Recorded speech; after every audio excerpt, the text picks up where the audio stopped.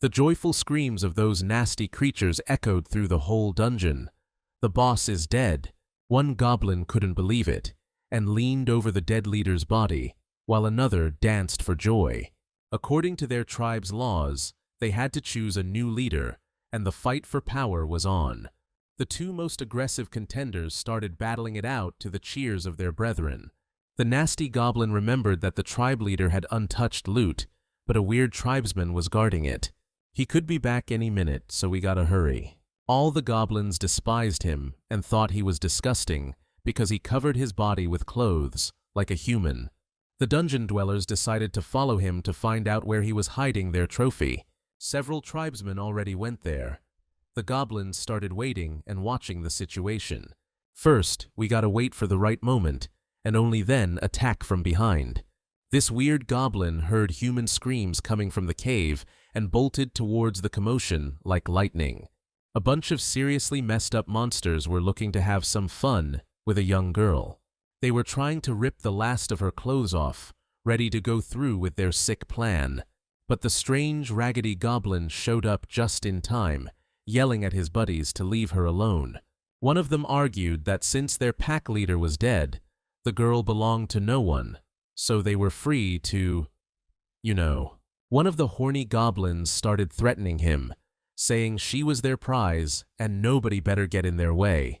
The enraged monsters charged at their unusual brother, ready to take him down. He couldn't believe these low-level creeps actually had the nerve to attack him. Pulling out something that looked like a sword, he immediately sliced one of the attackers. The goblin in clothes promised to kill anyone who even laid a finger on the girl. The scared little punks couldn't handle their weapons and bolted out of there. The girl, totally shaken, was on her knees thanking her brave savior, saying he was different from the rest. And he really was different, because he was a human trapped in a monster's body. Just recently, he got nailed by a truck, but instead of going to the pearly gates, he ended up in another world with some kind of system. But the system was weird. All he could do was check the stats of his new body, like some kind of video game. Luckily, over the last few days, the captured girl spilled a lot of useful info about this bizarre world. Apparently, this place was created by gods, and it's crawling with all sorts of magical creatures. But humans managed to carve out their own territory on this continent through sheer power. Goblins, on the other hand, were considered the weakest and most disgusting inhabitants of these lands. The former human's stats were so pathetic that even his new goblin buddies could probably take him out. Turns out there was one way for a goblin to boost his stats and get stronger. He had to, interact with humans. A lot. Goblins had this hidden ability. They got stronger after interacting with human women. Goblins didn't have any females of their own. But he used to be human, and the thought of doing that felt seriously wrong. The captured girl told him not to worry. She'd seen he was different, and didn't want to live with the goblins. She promised that when the knights came for her, she'd tell them the truth, and they'd let him live in the human village. This was a good chance to get protection from the humans, buying him time to activate the system. Suddenly, there was noise in the cave again, and the former human told the girl to hide for a bit. One of the lustful goblins was desperate to get stronger and was looking for the girl to, have his way with her. The reborn goblin took down his tribesman with one punch. The guy clearly looked like he'd seen a ghost. The dude used to be human, figured the knights were headed for the cave, which is why that goblin was in such a rush to level up. The happy girl knew the Holy Order was coming for her, and she wanted to find those knights ASAP. The valiant knight from the Holy Order was expertly wiping out monsters left and right. After slaughtering another batch of those nasty creatures, he noticed with annoyance that they'd ripped his cloak. His name was Loader, a level 25 dude who was a serious threat to anyone. The reborn guy had never seen stats that high since he got dropped into this crazy world. The relieved captive ran towards him, stoked to see the commander who'd come to rescue her. But instead of a friendly hug, the knight's massive sword hurtled towards the poor girl who'd been held by the goblins. The reborn guy managed to jump in the nick of time and shove the girl out of the way. He risked his own life again for a girl he barely knew. Probably too dark in there. Loder must have thought she was just another goblin. The knight sneered down at her, shaking his head. He said it was a disgrace when a goblin dodges his attack. The poor girl was practically in tears. Kelia said her name, shocked that Loder didn't recognize her. But to her even bigger surprise, the knight knew the girl, his former comrade in arms, perfectly well. He knew exactly what goblins do to women. The knight figured she was tainted now, carrying some nasty little monster inside her. Kelia clung to his cloak, sobbing her heart out. She swore to Loder that the goblins didn't get to her. The captive pointed at the reborn guy and explained how he'd saved her from the other, aggressive dudes. But the knight wasn't buying any of it. He figured they were playing him for a fool, and he raised his sharp sword. The reborn guy saved the girl again, shoving her aside and telling her about a back exit from the cave. The ex-human grabbed his club, ready to die again, but this time from a sword, not a freaking truck. But at the last second, a woman showed up and ordered Loder to stop. She cast a protection spell, keeping the reborn safe. This weird goblin seemed too unusual to her. He was different from those nasty creatures. The former prisoner crawled across the cold ground, begging the Holy Maiden to save her and grant her forgiveness. The woman reached out her hands to the girl and helped her slowly rise from the ground. Loder hugged the frightened Kelia, and the Holy Maiden turned to the strange goblin, wondering if he understood human speech. The reborn realized this was the Holy Maiden, named Ifrei, guardian of the temple, and his only shot at survival.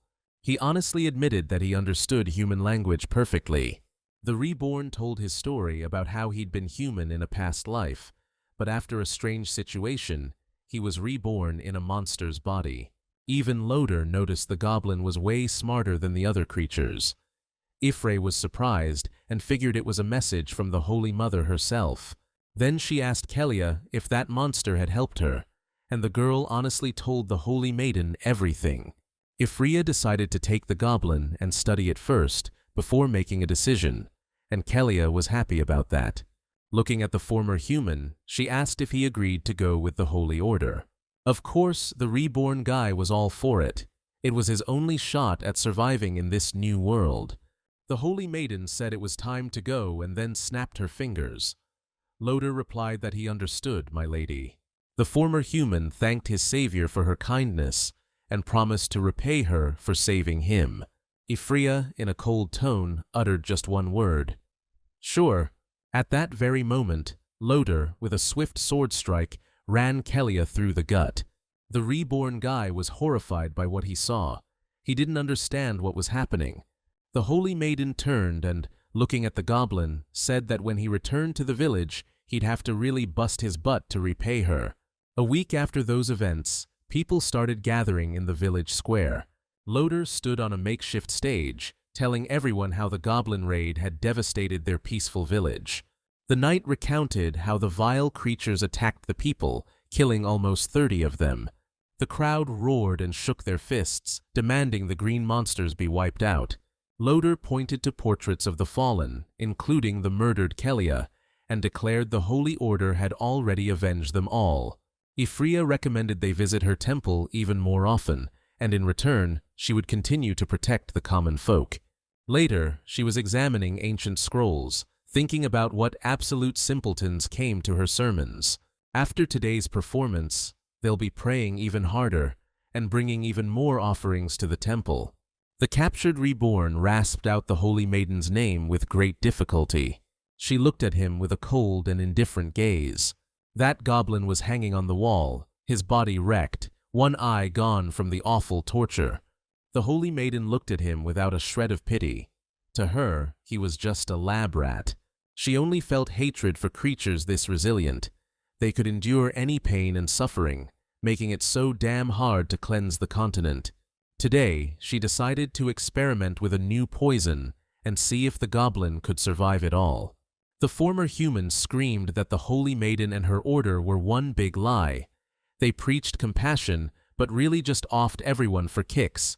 Even Kelia died by Loder's hand, not the goblins. After those accusations, Ifrei shoved a thick stick in the monster's mouth to shut him up. In her opinion, Kelia had been corrupted and addled by the goblin's aura. These monsters were a plague on the continent, and she, the Holy Maiden, would rid the world of them. She figured a freak like that should be grateful and humbly sacrifice his life for human experiments. Her magic was literally incinerating the reborn's tired and broken body. Before dying, he thought about how stupid he'd been to trust people, to hope for their honesty and compassion, only to end up a lab rat.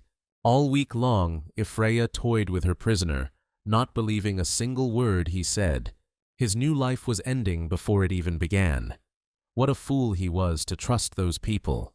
If he got another shot, he'd definitely fix everything and wouldn't trust those greedy, rotten knights from the Holy Order.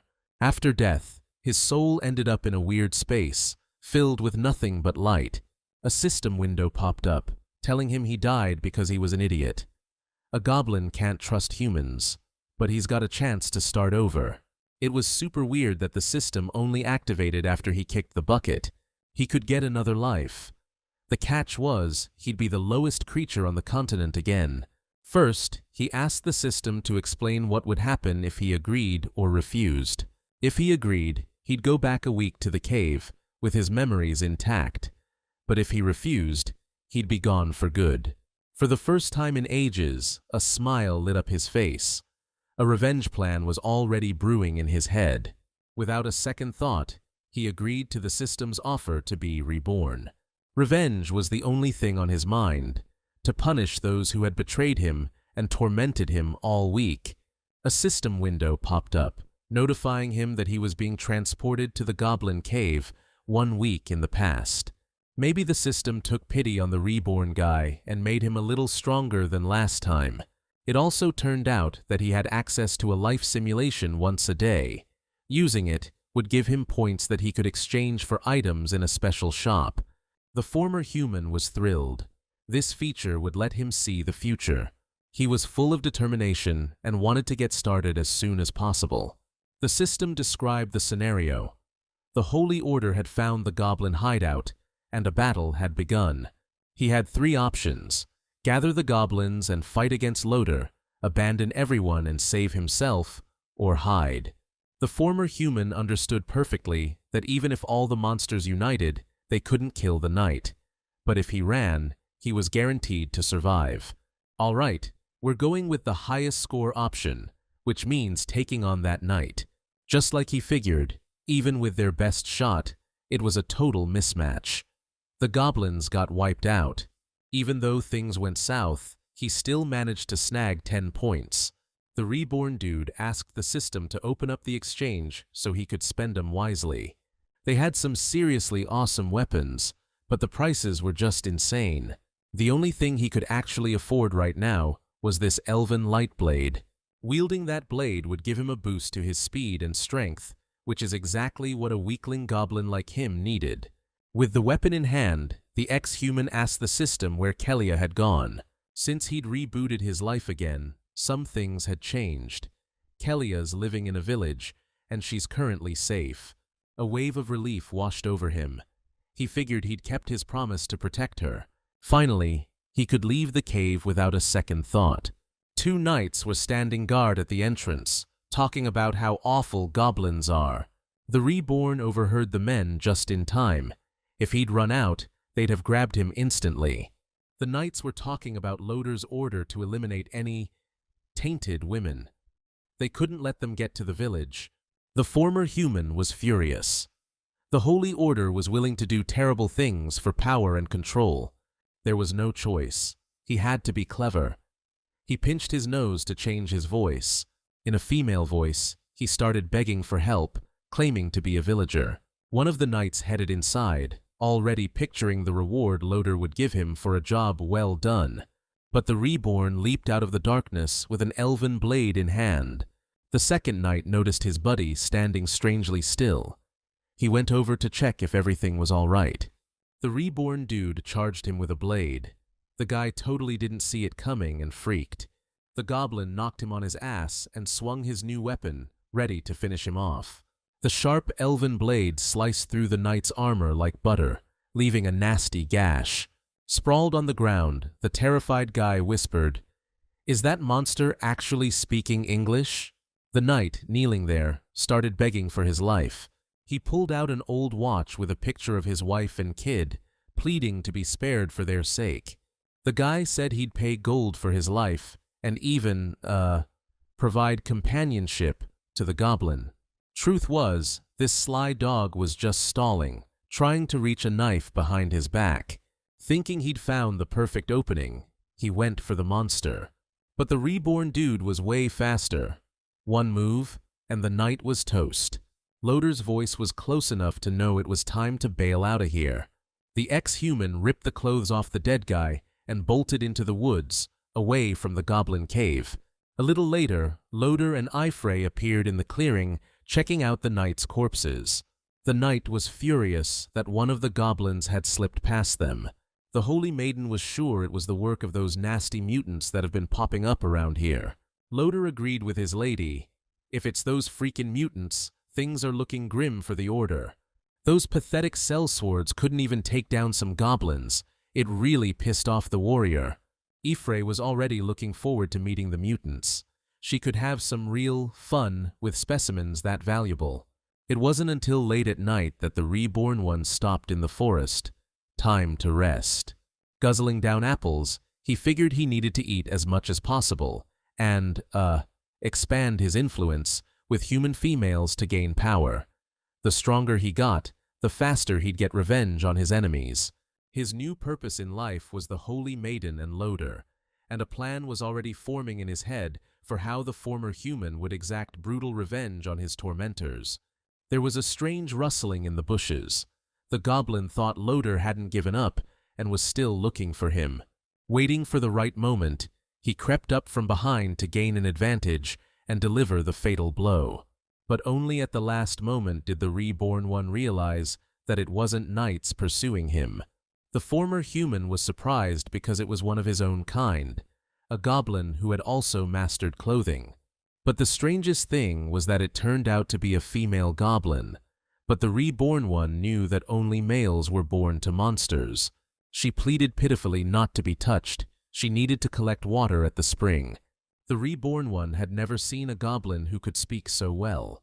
Thanks to the activated system, the former human learned that if he married the goblin girl, he would become the legendary goblin god.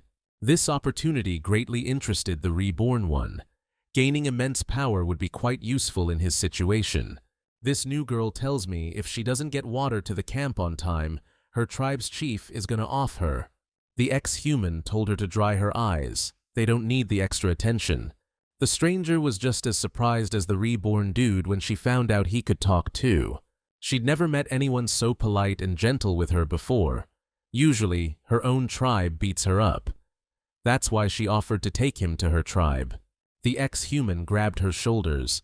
He had no idea there was a goblin camp nearby. The new girl swore she'd take him to the goblins if that's what he wanted.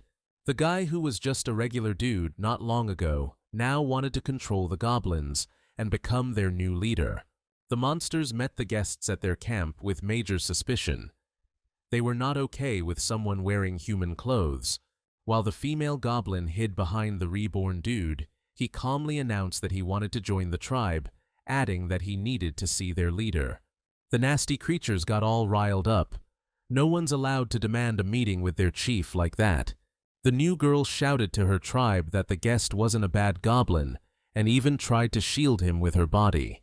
The tribe's chief quickly came to investigate the commotion, holding a staff adorned with the skulls of fallen enemies.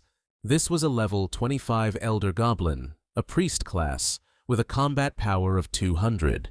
The former human never imagined there'd be such a powerful monster in this tribe. The chief demanded to know who brought the outsider here. The goblin girl replied that she dared to bring him because he had nowhere else to go. The monster was overjoyed to hear that the newbie didn't have a tribe and no one would be looking for him. He ordered his minions to kill the stranger.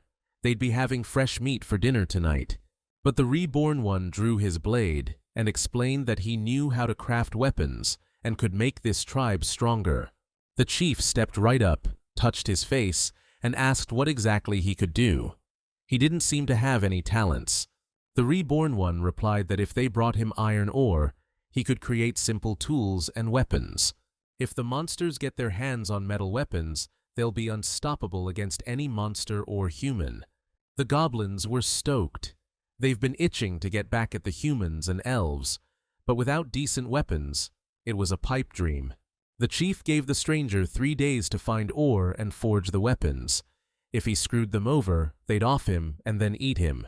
Pointing at the goblin girl, the tribe leader added that she'd be dinner right alongside the outsider. Then, cackling like a maniac, he took off with his crew to handle other business. The reborn one hugged his new friend. He couldn't take on the chief right now. He desperately needed those weapons. That very night, they set out to find iron ore. His new friend begged him to wait a bit. She was totally wiped out from the day. Her feet were killing her, and she just couldn't keep up. She just needed a short breather. But instead of showing any compassion, the nasty goblins knocked her to the ground and started beating on her. To them, she was just dead weight. It was easier to beat her senseless than wait for her to rest. The reborn guy chucked a rock at one of the monsters, yelling at them to find ore instead of causing trouble. He'd already told them where to look. Everyone needs to bring back at least a little something to survive. Whipping out his elven blade, he added, "Anyone who objects won't be around for long." The monsters freaked out at the sight of the weapon and scrambled to find iron ore. He knew damn well that once those creatures got their hands on iron weapons, they'd try to take him out. Glancing at his new companion, he remembered that whoever marries her becomes the legendary goblin god. The reborn one turned to the female goblin named Yue and told her not to cry. He cupped her face, looked her straight in the eye, and offered to have her by his side every day. In return, she'd get meat and protection. Right now, he was still too weak and desperately needed her help. She stared at her savior, wondering how she could possibly be of any use to him. The reborn one quietly said he'd only get stronger if she wanted to have his kids. Yue blushed hard. She never thought that was even possible. And besides, she'd never tried anything like that before. The former human tried to comfort and reassure her, saying experience wasn't the main thing, all that mattered was what she wanted. Then, pulling her close, he kissed the goblin girl on the lips. A few moments later, she was already lying beneath him, begging him to let her have his child. While the goblin female made a lot of noise, the system announced that the reborn one would have 7 children. Every moment of intimacy with Yue made the former human stronger and stronger. When they both reached their peak, the system announced that his level and stats had increased. After their intimate moment, not only did his level go up, but even his body changed. He covered the goblin girl with his cloak and promised to protect her. She called the former human Lin Tian and said he was so good. Their romantic moment got wrecked by a goblin screaming for help. A monster sprinted towards them clutching some ore, but a demon wolf was hot on its tail. The reborn one spotted the ore in the goblin's hands, but this idiot brought a serious problem with him. Lin Tian told Yue to hang tight, then whipped out his elven blade. The demon wolf was practically on top of the pathetic goblin, but at the last second, the reborn one leaped in, blade in hand, and landed a clean hit on the monster. The nasty beast dropped dead instantly. Looks like getting busy with that goblin girl paid off. The former human walked up to the goblin and told him to hand over the ore, pronto. The cowardly little dude held out the iron he'd found to Lin Tian. The reborn one was pleased. He promised the goblin that if he found more ore, he'd let him live. Those green creeps were glued to the stranger, watching him mess with the supplies. The new iron spear was finished. He'd already tested it out on a wolf. Lin Tian showed the tribe leader what iron weapons could really do. The goblin who first found the ore backed up the stranger's story, saying he personally saw him kill a monster. Holding the spear high, Lin Tian asked the goblins if they wanted weapons like this. The creatures squealed with delight, yelling, "Yes," over and over. The leader was satisfied. The stranger hadn't lied and could actually make metal weapons. He ordered 50 spears to be made in 2 days. or else the guest would be killed and eaten. The goblins were shocked by such a harsh order, begging Lin Tian to finish everything in 2 days. But the former human wasn't surprised at all. It was like he was expecting it. 2 days later, he brought 50 spears. The delighted goblins jumped and celebrated that Lin Tian had made it. Even the tribe leader was stoked with how the outsider handled the second task. The chief announced there'd be a celebratory feast tonight, 'cause Lin Tian was officially joining the tribe. They lit a bonfire and roasted a wild boar for the new goblin in the tribe. Yui brought Lin Tian a huge chunk of meat, all for him. But as soon as he started gnawing on the juicy, fire-cooked meat, he knew something tasted off. The reborn guy dropped to his knees, struggling to breathe and talk. The tribe leader quickly went over to the new member and the goblin female. He was pleased and laughed loudly. The goblin leader thought the newbie would be a little sharper. The chief grabbed Yue, saying she'd be his prize, since the poison would kick in soon and Lin Tian would be a goner. But suddenly, the reborn guy jumped up and pulled out his elven blade. The tribe leader was seeing red. How dare an outsider raise a weapon against him? This ex-human wasn't born yesterday. He'd figured out the chieftain was lacing the meat with poison. The goblin leader was beyond pissed and felt humiliated. His rep was in the toilet, and he needed to deal with this newbie. He charged, but the outsider easily dodged the slow-ass goblin. This was the perfect chance to end it all, and Lin Tian wasn't about to let it slip away. The ex-human delivered one precise, lightning-fast slash to the tribe leader's neck. One hit, and the battle was over before it even began. The goblins were terrified by the outsider's power. Lin Tian announced loud and clear that he was the new boss. With him, the goblins could fight humans and elves. He ordered his underlings to get busy making babies. Now they'd have meat in their tribe every single day. The goblins were stoked. Their new leader was turning out to be a real game-changer. Pointing at the former tribe leader's lifeless body, he announced it was a gift for everyone. The thrilled monsters swarmed the ex-leader's corpse and tore into him with their teeth. Lin Tian knew perfectly well that becoming the goblin chief was just the first step on his long road to revenge. An elf girl watched everything unfold from afar, totally shocked. What she saw was so messed up that she hauled ass back to her village. One of the elven maids greeted the princess, happy to see her back. She headed for her mother's bedroom, even though the maid tried to stop her. Bursting through the door, she shouted she had important news for her mother, but the elven leader was occupied. The elven lady was in the arms of several young elves at once, seeing the festivities her mother was, shall we say, deeply involved in. The princess decided to come back later. The chieftain asked her daughter to stay and explain what was bugging her. Kasana wanted to tell her mother about the goblins acting weird in the forest. But the elven clan leader didn't think much of the info. Goblins are too weak to stand against elves. The princess said she found a dead bear in the enchanted forest. It reeked of goblins, but they couldn't have killed it themselves. That thing's a beast. A couple weeks ago, she personally saw some young goblin off the goblin chief. The lady got interested in the info. She ordered her daughter to gather a squad and wipe out the goblin tribe, but keep a couple of hostages alive. Goblin hearts make a fantastic enhancement for us male elves, makes us real performers in the bedroom. Kasana understood the order, but was super embarrassed by her mom's words. The lady suggested her daughter stay and relax a bit with a handsome young elf. Kasana got even more flustered, and, using the excuse of an evening patrol, quickly left the bedroom. Scouts reported from the goblin camp, an elf settlement, 30 homes high in the trees. The guy in disguise was stoked with the intel and promised to bring 2 elves back to camp soon. The goblins were pumped to hear that and started prepping their new weapons. The ex-human was thinking that with at least 2 elves in each house, that's gotta be 60 or more. After the old boss bit the dust, Lin Tian started leading the goblins on hunts so they could level up and get stronger.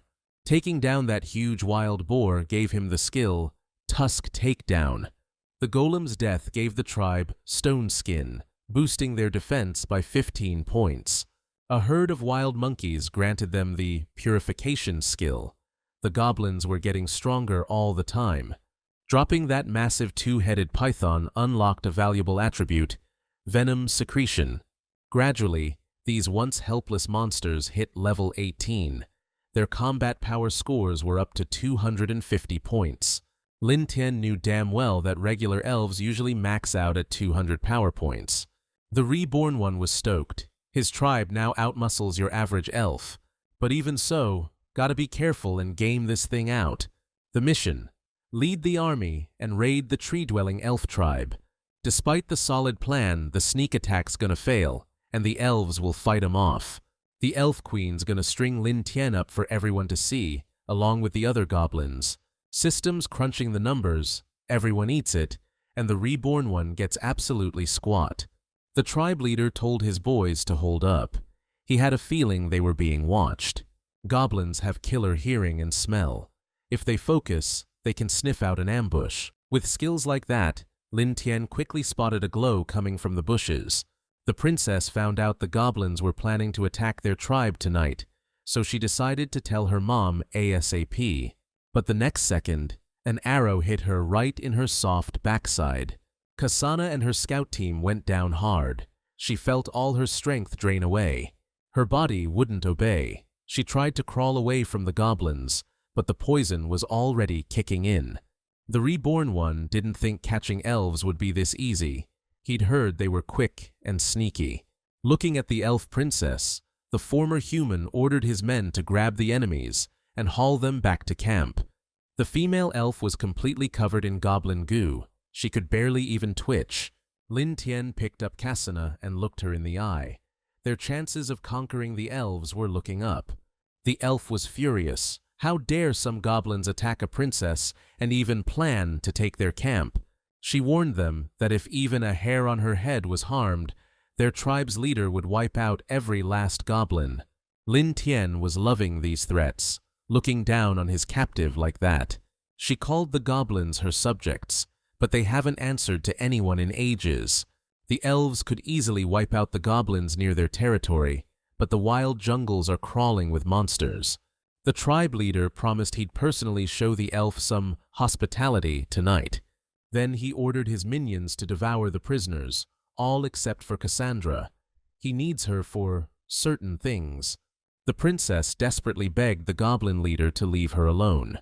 Soon after that, the system notified him that coupling with the elf helped him reach the max level, 30. Meanwhile, the elf mistress in her bedroom just couldn't get enough of the young studs. That horny elf leader wanted more. If she'd known, she would have grabbed some goblins for a potion. A subordinate entered the bedroom and, when asked by the mistress, reported that her daughter was still missing. The elf suggested forming a party for a search, saying they could find a couple of goblins and level up while they're at it. The lady face-palmed and agreed with the plan. A creepy voice from the darkness yelled that Kasana would never return, and the elf gripped his sword. Poisoned arrows rained out of the shadows, catching the elves completely off guard. The shots were deadly accurate, and the guards didn't stand a chance. They all dropped instantly. Only the powerful lady managed to intercept the arrow headed straight for her. The goblin chief, grinning like a psycho, boasted that her daughter was now his slave, and soon she'd be popping out his kids. For the first time in the history of the continent, goblins and elves would become one big, happy family. The lady grabbed a massive sword, desperate to know what that freak had done to her beloved daughter. She swore that if he didn't spill the truth, she'd end him right then and there. The elf chieftain tried to take a swing at the goblin, but she missed and ate floor. Lying there, she tried to move, but her body just wouldn't respond. Smirking, Lin Tian explained that the arrow she caught was treated with goblin essence. On elves, it acts like a paralyzing poison. The chieftain cursed this cocky goblin, but she was helpless, totally out of it. Reborn Guy had heard about some potion the elves use, but looks like the chieftain never thought she'd have to pay the piper. He pressed his blade to her throat. The elf realized this was the new goblin leader her daughter had warned her about. Outside the bedroom window, screams for help and the sounds of battle filled the air. Lin Tian dragged the chieftain's body to the window so she could watch everything firsthand. The goblins were tearing up the settlement. They were offing the male elves right away, but keeping the females around for fun and games. The chieftain was furious. No one had the right to touch her people. But Lin Tian pointed out that now, the goblins were the stronger ones. The reborn one calmly replied that the elves used to hunt goblins, but things were about to change. The goblin leader wants his tribe to become even stronger, and for that, he needs the mistress. Now the lives of the females in her tribe completely depend on the choice she has to make today. The mistress was kneeling on the cold bedroom floor, frozen in place. After a moment, she crawled to the reborn one and promised to do whatever he wanted. She was ready to sacrifice herself and bear Lin Tian's children. Back at the goblin camp, mother and daughter were finally reunited. The mistress believed it was her fault for underestimating the enemy. Because of her mistake, they now have to work with those nasty goblins, or everyone will die. Lin Tian calmly watched the elves' conversation, pleased with himself. The chieftain promised to provide them with 3 meals a day, but if the elves lose it, that's on them. The lady quietly replied that she understood everything. She had no other choice. She wanted to ask for a favor. These were all her children, and she needed to take care of them. Through her cage, she saw Yue tending to the little goblins. The system notified the tribe leader that the lady possessed the mother's love attribute. Truth be told, it was tough for Yue to handle the little goblins alone. When the kids grow up, we can elevate our clan and achieve dominance over the continent. He decided to check out the stat anyway. The system immediately announced an increase in his attributes. His qualification was maxed out. Now, points were being converted into power. His current strength was already enough to face Loader and get payback for everything. Half a month later, the number of children in the camp had significantly increased. A lot of elves wouldn't even nurse their kids after they were born. They were horrified that their goblin offspring didn't look anything like them.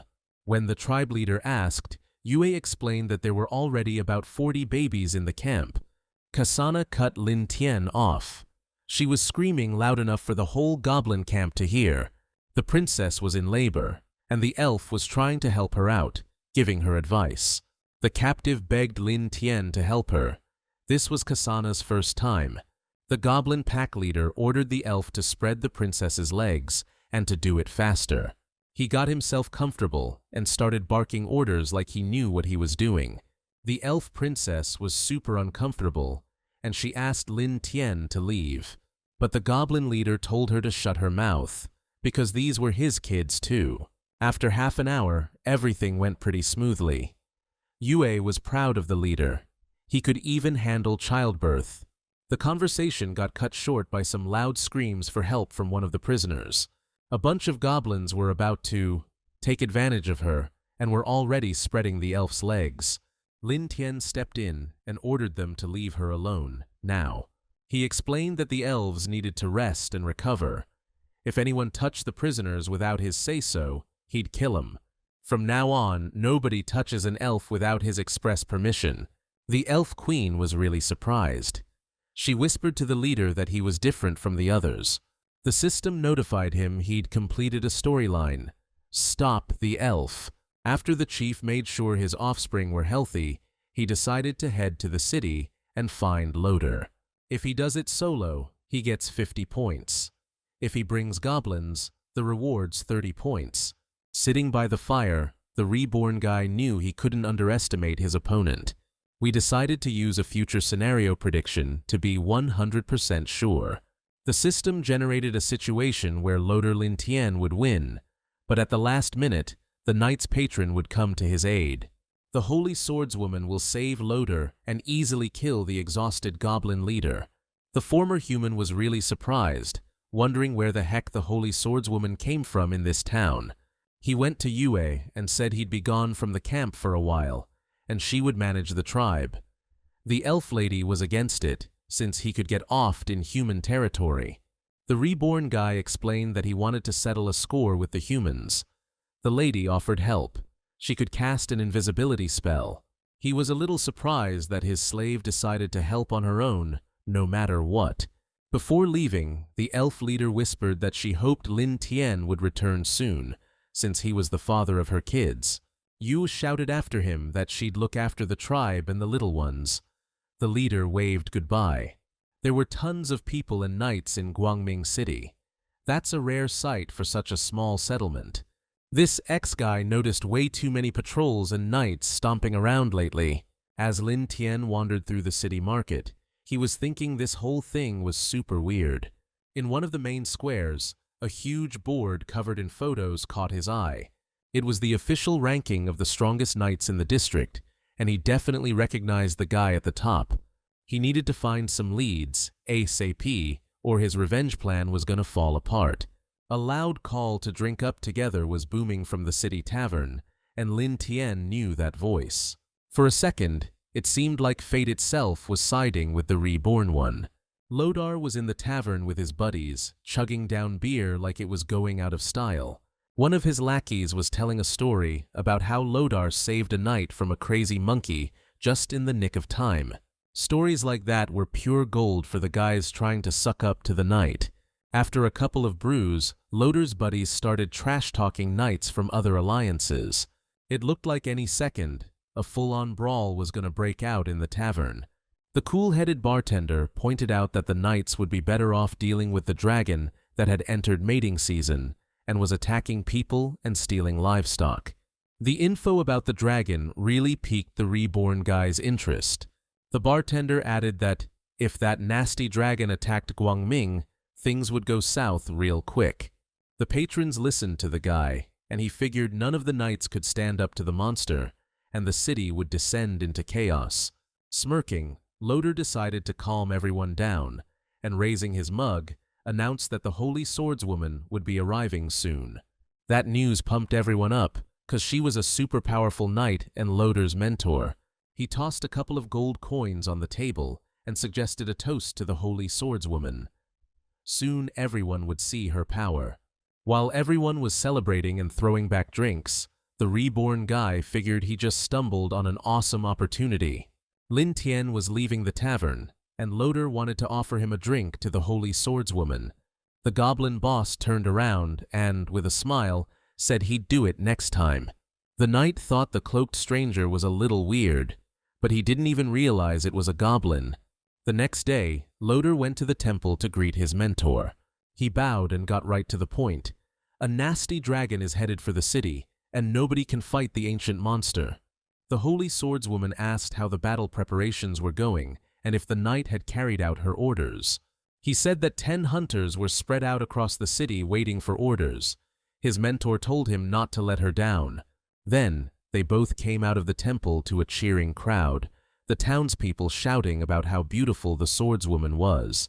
She was upset that Lodar hadn't started evacuating people during such a dangerous time. The dragon was already here.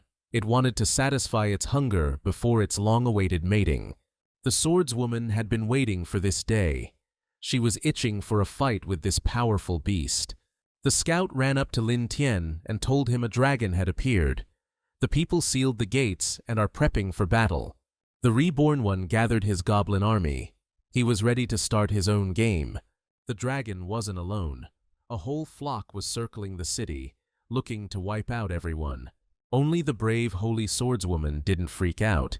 She took down enemies with well-aimed shots from her giant crossbow. It seemed to her like the knights in the city were useless. They had no clue how to hunt dragons. Thanks to her solid advice, the warriors got over their panic and got the hang of the weapons. The defenders on the walls were even managing to hit the vicious monsters sometimes.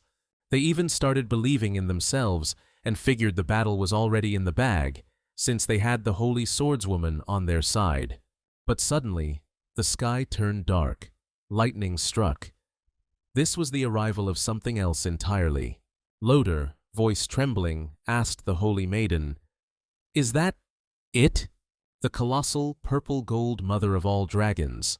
A monster hundreds of times more dangerous than any other dragon. The beast unleashed a massive wave of fire on the city walls, incinerating everything in its path. People scattered in terror. The wall was about to crumble any second. The holy swordswoman cast a protective spell, requesting that she be allowed to handle the dragon mother. A powerful protective barrier held back the dragon's flames, shielding the walls. Lin Tian watched the scene unfold, surprised the swordswoman was strong enough to deflect the monster's attack. The purple gold dragon was a seriously tough opponent, clocking in at level 79. The reborn one sensed its immense power and knew that a one-on-one fight would be incredibly risky. But the holy swordswoman, Alice, was level 80. Her skills might just be enough to slay the dragon. She left the city walls and charged into battle with the dragon mother, because no one else could kill that monster. The goblin chief figured the swordswoman would tire out soon, and that's when Lin Tian would get his chance.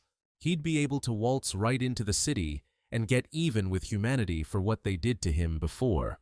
His loyal goblin army was just waiting for the commander to give the order to attack the humans. After killing the little dragon, Loder was totally beat. That enemy was tough, even though the knight won. One of the townsfolk ran up to him, yelling that goblins were coming. The knight was stunned. Everyone in the alliance refused to believe it. Goblins are weak and wouldn't attack the city. They live way out in the woods. But a few seconds later, Loder saw with his own eyes as a bunch of nasty creatures jumped a woman. The knight was furious, because the goblin attack just made a bad situation 10 times worse. Since there weren't many dragons left, Loder asked Ifrey to go with him to clear the goblins out of the city. They bolted after one of those uninvited creeps with everything they had. The knight hated those things, and he was dead set on catching and offing those green monsters. But little did he know he was walking right into a trap in his own hometown. A massive hit and a ringing in their ears. For a few seconds, the Alliance Knights were totally blind. The Holy Maiden was already stuffed in a net, and a bunch of smug goblins were dragging her down the street. Loder's men were yelling for their captain to hold on a sec. They were almost there to help. But then, he showed up. The goblin who could take down knights with a single strike. Approaching the captured knights, Lin Tian smirked, saying catching them was way easier than he thought. Loder roared that he'd tear those disgusting goblins to shreds for daring to attack the city. Lin Tian kicked the knight down with one swift move and told him to think before he started mouthing off. The boss ordered the prisoners moved out of the city, and everyone else is to join him on the wall. Alice, with her keen hearing, realized goblins were attacking the city, but she was tied up with the dragon. The Dragon Queen wasn't about to give up. She figured humans were too weak. The purple gold dragon shifted into a humanoid form and tried to overpower the swordswoman. But Alice wasn't some helpless girl. She was a seasoned knight who'd been through thousands of battles, and she parried every one of the Dragon Queen's attacks. The holy woman knew she'd beat the monster soon, but she was really wondering how Loder was handling things without her. A massive explosion ripped through the city. Tons of people died instantly, and others were badly hurt. The goblin situation was working in the Dragon Queen's favor. The swordswoman kept getting distracted by the city and couldn't focus on the fight. The dragon shifted back to her usual form, and with a goodbye, the monster took off fast. All Alice could do was watch her prey fly into the distance. The Dragon Queen would be back after she regained her strength. The swordswoman swore that the day would come when she'd reach the dragon's nest and slay the purple gold mother. Alice returned to the city, and, after wiping out a few dozen goblins, tried to find her apprentice. Soon, in the city streets, she met a wounded knight and a girl from the Alliance. They told her the goblins had kidnapped Ifreya and Loder. The holy swordswoman couldn't believe her ears. How could weak goblins kidnap such powerful warriors? The wounded knight explained that these goblins were special. Loder couldn't even put up a fight. Alice was furious. She vowed to wipe out every goblin tribe in the enchanted forest. But the girl from the Alliance fell to her knees and begged the swordswoman to stay. If the goblins and dragons returned, the city would be destroyed. The knights were wounded and couldn't fight, and the common townsfolk were peaceful people who didn't know how to battle monsters. Alice suddenly realized that hundreds of ordinary people were far more important than 2 Alliance Knights, especially since they couldn't even fend off some measly goblins. The Goblin Village residents were overjoyed when they saw their leader return safe and sound. He didn't just come back, he brought 2 prisoners with him. The goblins plopped the people down and told them to sit tight and not try anything. Loder whispered to the Holy Maiden that the goblins had even managed to capture elves. She knew things weren't looking good, and they wouldn't last long in the camp. Loder begged Ifria to get her strength back, but she couldn't. The goblin poison was too strong. The Reborn One smugly pointed out that her skills were too weak to fight his poison. He grabbed her leg, and she screamed for the monster to let go and not lay a hand on her. Right in front of Loder, he squeezed her thigh even harder, and the Holy Maiden screamed loud enough to shake the forest. The knight demanded the monster take his filthy hands off the Holy Maiden and not dare touch her. The next second, one of the goblins smacked him hard across the face and told him to shut his mouth. Loder finally went to the tribe leader, figuring the guy was smart and had to know he was about to get caught. But Lin Tian wasn't scared. The Holy Swordswoman would soon fall into his trap and become another one of his toys. Then, the tribe leader ordered a comrade to head into the forest with the 2nd generation and take out as many monsters as possible. Pinning Loder to the ground with his foot, the Reborn One started asking questions.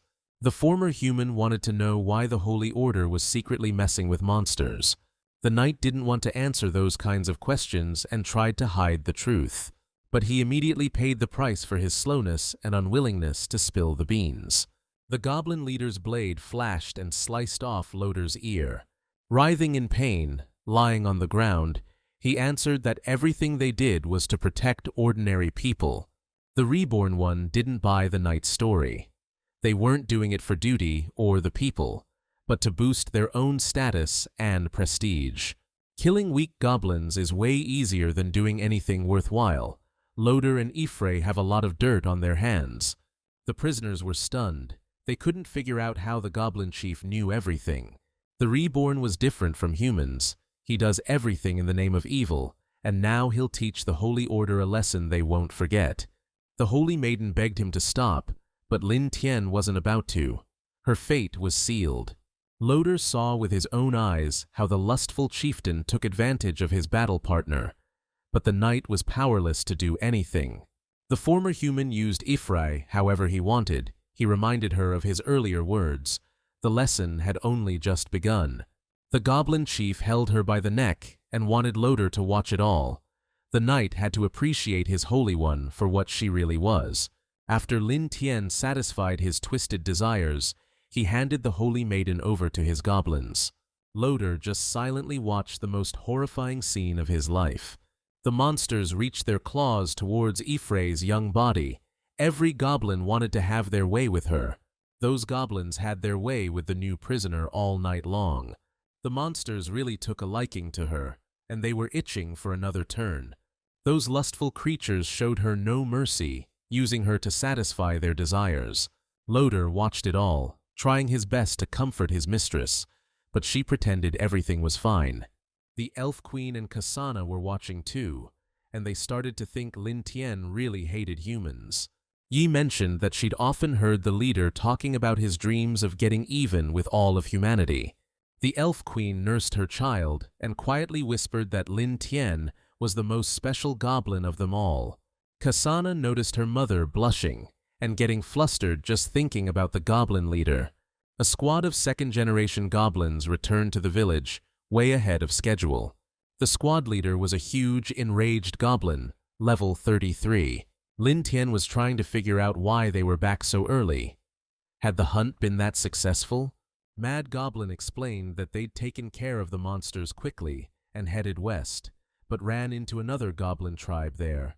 The chieftain immediately perked up at the mention of a goblin tribe to the west of his territory. Mad Goblin said that the enemies called themselves the Bloodtooth tribe, and their goblins were huge. The big monsters piqued the reincarnated one's interest. If he could control them, he could create a 3rd generation of followers. Loder, who had been listening, burst out laughing, and added that all goblins were just insects compared to the Holy Order. The former human turned around, having almost forgotten about Loder. The tribe leader ordered his loyal monsters to deal with the human, telling them they could have their way with him. The goblins were sticking their fingers in his mouth, loving how smooth and thin human skin was. While the monsters tormented the wounded knight, a restrained Ephraia sat silently on her knees. That evening at dinner, Mad Goblin asked the leader if he really planned to attack another tribe. The reborn one didn't just want to attack, he wanted to capture their leader, all to become stronger. That night, the former human had an idea. From now on, his tribe would have the proud name of Tian Mao. The second-generation subjects appreciated the new name. They were pleased with their leader. The crowd of monsters shouted loudly and chanted their new name as a satisfied Lin Tian looked at them. Yue was very worried about her leader. She'd heard that the monsters from the Western tribe were very strong. The former human looked at the captured Holy Maiden. He had a plan to overcome his enemies. The next day, he personally went on a reconnaissance mission to understand what he would be dealing with. A settlement of blood-tooth goblins was set up in the magical forest. This type of goblin really was different from the others. They were bigger and stronger. Lucky him, he even got a glimpse of the Western tribe's big cheese. That monster was seriously gigantic, like level 50 with some serious power stats. With my overall combat strength, taking out a couple dozen enemies won't be tough, but snagging them alive is gonna be a pain. They're pretty hefty, which means they've got a higher resistance to poison than your average critter. The reborn one remembered the time the Holy Maiden used a powerful spell on him last time around. He could really use it now. Time to tame Ephraia and make her my, let's just say, loyal follower. Back at base, one of the goons reported that the goblins were doing everything he ordered, and the girl was almost a goner. The Holy Maiden was pathetically begging for death, saying it would be the best way to atone for her past mistakes. The reborn one wiped a few drops of blood from her shoulder. The girl whispered about how warm his hand was. Seeing that it was the goblin tribe leader, she started begging him not to touch her, saying she couldn't take any more suffering. If they use her again as some kind of sex toy, she's gonna completely lose it. Lin Tian slapped her across the face to snap her out of her meltdown. Pulling her close, he whispered in her ear that her suffering was finally over. Tears streamed down her face. She could hardly believe it was real. The goblin chieftain always keeps his word, but Ephraia still has to prove her loyalty. Now it's all on her. She either keeps believing in God, or she becomes Lin Tian's personal devotee, following him around like a pet. The Holy Maiden didn't answer. Instead, she obediently licked the goblin's fingers. Lin Tian grabbed her face, looked her in the eyes, and praised Ephraya's right choice. Now she's completely his to command, and she'll answer to the name, Little Bitch. He scooped her up real quick, said he had a little surprise for her. The goblin chief wasted no time carrying Ifri to the hot spring. He sat her down in the makeshift tub, gently washing her gorgeous body. The Holy Maiden was pleased and promised to grant him anything he asked. That was exactly what the reborn guy was waiting to hear, 'cause he needed help. He ordered her to show him the skill called Holy Cage. After taking a warm bath, his new plaything started studying the spellbook she'd boosted from the elves. The Holy Maiden was a seriously talented mage and quickly figured out the ancient magic. A couple minutes later, she managed to cast the spell that her new master was so interested in. Lin Tian was stoked. He'd not only gotten a powerful mage, but also found an edge in the fight against the other tribe.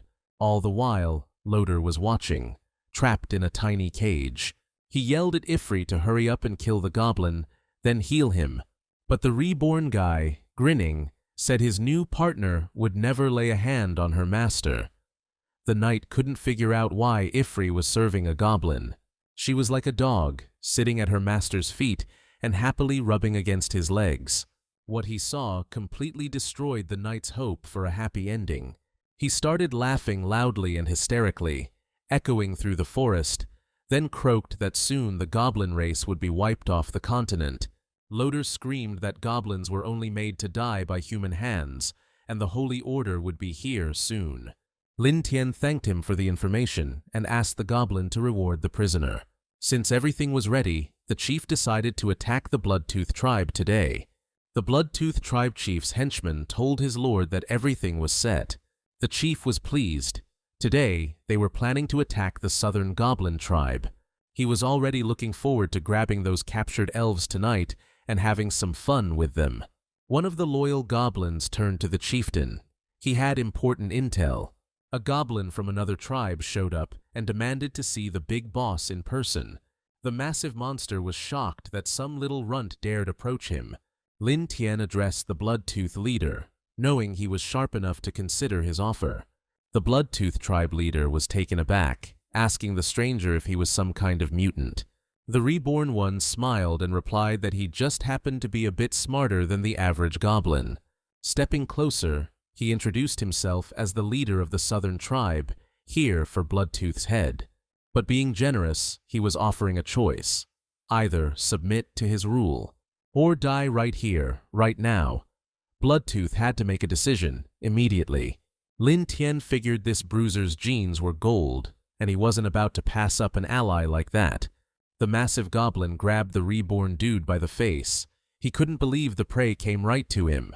The goons were pumped, yelling for their boss to waste the punk who dared to threaten him. Lin Tian knew the conversation would go down exactly like this.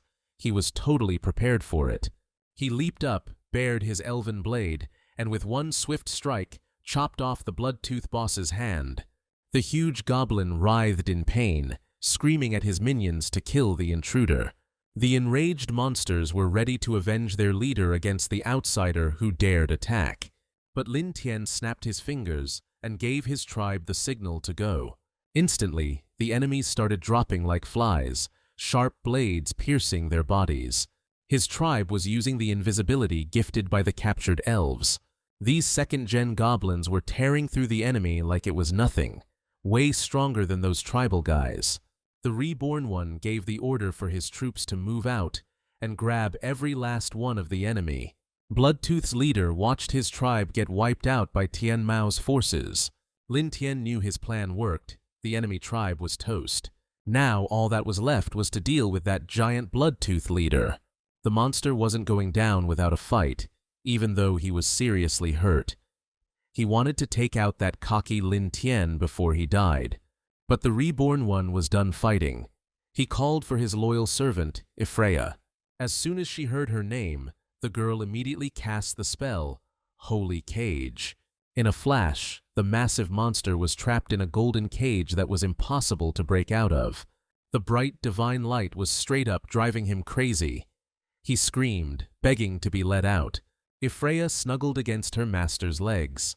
Lin Tian stroked her head, saying she'd done a good job. The holy maiden was happy to serve her new master, who was so generous to her. The chained leader of the Bloodtooth tribe was really laying into the reborn guy, but the former human was just thinking about how he'd soon be a hero to all goblins. It took a serious amount of effort to subdue that giant goblin. Lin Tian had already managed to do it, and as he looked at his trophy, he slowly wiped the blood off his blade. A stunned loader watched everything from his cage, unable to understand how an ordinary goblin could have so much power. The reborn one ordered Yue and the elf mistress to oversee the goblin's, process. He ordered Ifreya to stay with Yue and obey her completely. He asked the elf mistress to help him with his clothes. He was about to meet a friend soon. The elf was surprised a goblin had friends. Lin Tian took off his cloak and, smiling, replied that this one was a true friend. He set a trap for the dragon.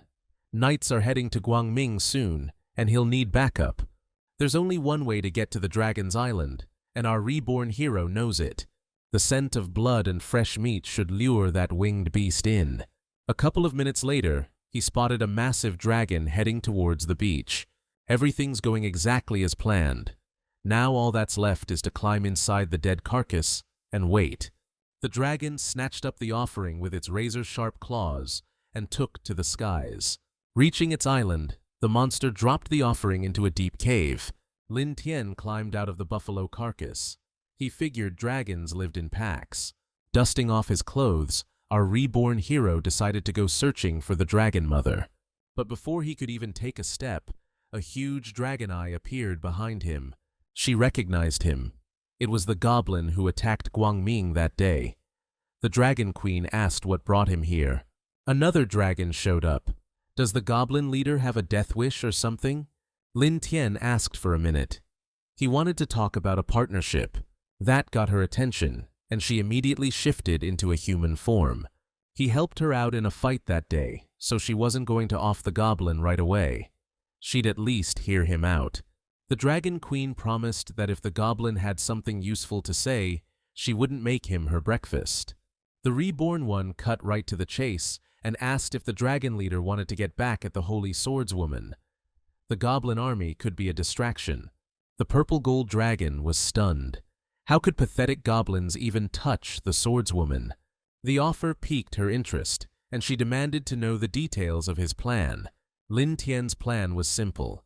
He needed the Dragon Queen to periodically send her soldiers to attack the city.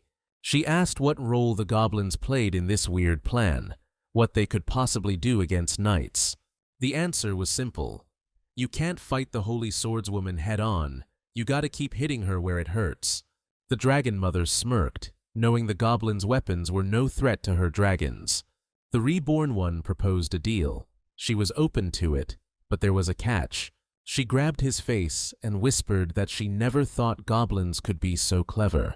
The more she looked at Lin Tian, the more she liked him. She licked her lips and asked if he could give her what she wanted. Lin Tian quickly realized the dragon lady was ready to mate and wanted it more than anything. The goblin leader's body was sparking some seriously wild thoughts in her head. The reborn one replied that he was happy to give the Dragon Mother whatever she asked for. For a moment, she put on a playful face, pretending she didn't know what she wanted from a goblin. Loder, beat to hell, was strung up on the cross, totally clueless why the other knights hadn't shown up. An idea popped into his head. He'd have to do this himself. Goblins were small. Maybe he could actually escape. Those escape fantasies got cut short real quick. He looked up and saw a massive crimson dragon in the sky. He yelled for them to cut him loose. ASAP. Loder wasn't trying to get roasted alive. The goblins braced for a fight, ready to take on the fire-breathing beast that was coming at their village. But the elf mistress told them to hold their fire. She'd spotted a figure riding on the dragon's back. The flying monster touched down, and everyone was in total shock at what they were seeing. The goblin tribe leader had tamed a dragon. Grinning, he announced that he was back home. Stroking the monster's snout, he told it to chill out and rest easy. The dragon would be safe with his tribe. The goblins went wild, chanting their great leader's name at the top of their lungs. Loder was freaking out. He couldn't wrap his head around it. Goblins were always supposed to be pathetic and dumb. Meanwhile, a special squad of royal knights rolled into Guangming. Every single one of them dropped to a knee, bowing to the Holy Swordswoman as a sign of respect. Alice yelled out that they couldn't waste any time. They needed to figure out a plan to rescue Yifrei and Loder, ASAP. The system was laying out a few options, and Lin Tian paused for a second to think it through. He decided to crank up the speed and go with option 3 to level up faster. The system chimed in, saying time acceleration was a go, but he still didn't rake in enough experience points. Time skipped ahead a month, and the tribe leader got a 20-point boost to his health. He blinked, waking up in his tent, the whole month feeling like a split second. The system announced that Lin Tian hit level 50, and his stats got a major bump. Yue burst into the hut, totally freaked out because the goblins were being born dead. The tribe leader ran outside and saw for himself. The elves were mourning their dead babies. The reborn couldn't figure out what was causing the elves to be unable to carry their children to term. The elven queen was just as clueless about the problem, but she noticed the third generation of goblins was way weaker than the second. Only Loder, nailed to the cross, was laughing his head off, loving the goblin's misfortune. Lin Tian stared him down, realizing the knight knew what was going on. The knight yelled that the higher the goblins leveled up, the harder it was for the mothers to carry them. The reborn figured that kind of tip deserved a reward for the prisoner, but he spoke too soon. He told a furious goblin to have some fun with the prisoner, but told him not to kill him. The knight swore that even as a ghost, he wouldn't leave the goblin tribe leader in peace. Lin Tian knew damn well he had to come up with something, or his tribe was going to stagnate. He was so caught up in figuring out how to evolve his tribe's breeding process, he didn't even notice the dragon giving him a weird look. The monster blocked Lin Tian's path with its massive jaws.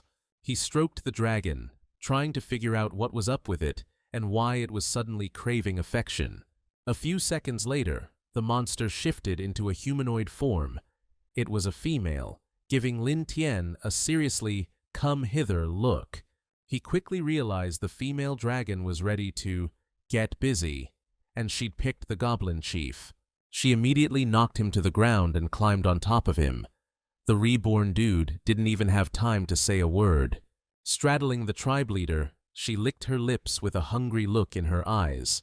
After that encounter with the female dragon, the system dinged with a new achievement, and the goblin's stats got a boost.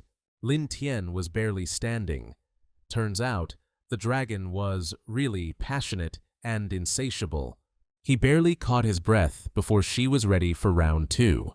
The tribe leader suddenly remembered urgent business, pointed to his subjects, and said they'd quench the dragon's thirst. She pounced on the surprised goblins, who didn't even know what hit them. Late that night, the satisfied goblins danced around the fire, much stronger thanks to the dragon's blood. Lin Tian was super pleased. That's what you'd expect from a legendary dragon. The chief and his goblins had gotten a major power-up. He told the system to open the exchange shop, time to spend those points he'd been hoarding. The tribe leader couldn't afford to slack off. He needed to get even stronger. He'd managed to rack up 180 points in that time to use them wisely. His attention was drawn to the elemental hand crossbow, which could absorb an element and use it to charge a new shot. He also liked a really useful skill, blade resistance. He could parry attacks from edged weapons with his bare hands. The store had a ton of cool stuff left, but he decided to stick with the crossbow and blade resistance. He'd never used a weapon like this before, so he needed to find someone to test the crossbow on. Loader's face instantly changed, like he could sense what was coming. The goblin chief gave him a cold stare, then said the night was perfect for experimentation. The prisoner screamed, trying to figure out what the tribe leader was about to do to him. The hunting party wandering through the magic forest didn't get why they were there. All they found were weak animals. The swordsman explained to the archer that the holy woman sent them to fight goblins in the forest while she protected the city from dragons. The mage sensed something moving nearby in the bushes and immediately reported it to the captain. Soon, a giant forest spider appeared before them, the kind that could strike fear into the hearts of many knights. The monster didn't wait and immediately attacked the knights of the Holy Order. The archer figured it was just some third-rate bug, nothing they couldn't handle. But the swordsman suddenly noticed something weird about the enemy, like he sensed things weren't adding up. Suddenly, the spider morphed into a huge goblin with 4 arms. This goblin looked like a total badass, and the Holy Order guys figured he had to be the goblin boss. The archer, always chasing glory, was already picturing all the credit for taking him down going to them. The swordsman was calling the shots, telling the archer to cover his back while he went in for an attack. One of the knights told the squad leader not to sweat it. He was sure they had this. The knight in armor had actually thrown down with a heroic goblin before and come out on top. Then he asked for a shot to show off his mad skills. Stepping into the spotlight, he promised he only needed 1 hit to take the guy down. He took dead aim and hurled his massive metal spear at the enemy, but his plan backfired. The goblin intercepted the weapon with a single, effortless move. With a powerful wind-up, he prepared to throw the spear back. The squad leader yelled for Tank to activate his shield. The throw was unbelievably strong. The goblin was looking to end this quick. The knights used every spell they had to block the attack. The squad's magical defense couldn't hold for long. The captain was stunned by the enemy's power. The archer figured that as long as the shield held, they could deal with just one goblin. She didn't get to finish her thought. The disgusting goblin's hand pierced straight through her stomach. The heroic goblin wasn't alone. The squad was surrounded, and the archer was down. The mage screamed and begged the captain to turn around. A few dozen high-level goblins, armed to the teeth, were slowly advancing on them. The fight was over quick, and the giant goblin was holding the archer up like a prize. He was planning to have some fun with her before she kicked the bucket, but another goblin reminded him that the boss ordered them to bring the humans to him. The four-armed freak wasn't having it. He'd personally wasted everyone and wanted his reward. The goblin assassin jumped into their argument, saying they were the strongest in the tribe and deserved to fight for leadership. Everyone around started chanting the goblin's name. He's the strongest and should be the new leader. Looking at his reflection in his huge sword, he pondered the words of his tribe. The heroic goblins returned to the village like true victors, hauling their spoils. The elf mistress asked the chief if he was sure he could control such powerful individuals. This four-armed goblin hero hoisted the guy's body up, saying it was his trophy and he was gonna chow down on it. The tribe leader demanded he let the human go. He had intel we needed. The goblin was down for a trade. He'd hand over the human if the chief gave him his, companions. The elf lady and Yue were freaked out by that request. They knew nobody else would treat them with such care as the chief. Lin Tian reminded him that he was the tribe leader, and you don't talk to him like that. The punk looked at his buddy, figuring the berserker goblin was way stronger than the chief, and it was time to prove it. The leader offered the berserker goblin a deal. Kill the troublemaker, and he'd spare him. That heroic goblin got way too cocky about his own strength and the support of his buddies. The berserker goblin standing behind him grabbed the punk's head. He was strong enough to crush that dude's skull like a ripe melon. After leveling up and becoming heroic, he turned to the chief. A lot of things were starting to click for him. Goblin's always been different, genuinely loyal, but now he's feeling the rush of absolute power. Lin Tian became leader after taking out the old tribe chief, and history's about to repeat itself. The massive goblin looked down at the reborn, then announced he wanted to give it a shot. The system window popped up, showing the ex-human the stats of the berserk goblin. Lin Tian was pleasantly surprised. His power level was clocking in at 1,200 points. His hand started glowing fiery red. The chief was stoked at how the goblin was progressing. The reborn asked if the second-gen goblin was sure he could take down his leader. Some of the goblins were cheering like crazy, wanting a power shift and a new chief to hog all the ladies. Lin Tian smirked. Looks like the heroic goblins got some support in the tribe. The boss reminded us we gotta prove we deserve the throne with strength and guts. The chief warned the tribe, anyone who doesn't want to bite it today, get behind me. The captured squad captain was floored that the leader was so unassuming. The knight figured he could bolt when the fight kicked off. Lin Tian noticed he was still more popular than the rabid goblin. Only a couple of monsters were willing to follow him. The challenger pulled out his massive sword. He's different from the rest, 'cause he chose the path of raw power. He went straight for the chief, bringing his sword down on him with a huge swing. But he missed. The captured squad captain was stunned by the goblin leader's speed. The reborn was pleased with his protege. He pulled out his crossbow and fired at the goblin. The throne contender had never seen a firearm before. He froze, totally stunned by the speed of the shot. Thanks to his huge sword, he managed to soften the blow from the crossbow bolt. The goblin was trying to wrap this fight up ASAP. He swung his massive sword at the leader with everything he had, and everything exploded in flames. The elf queen and Yue were freaking out about the tribe leader.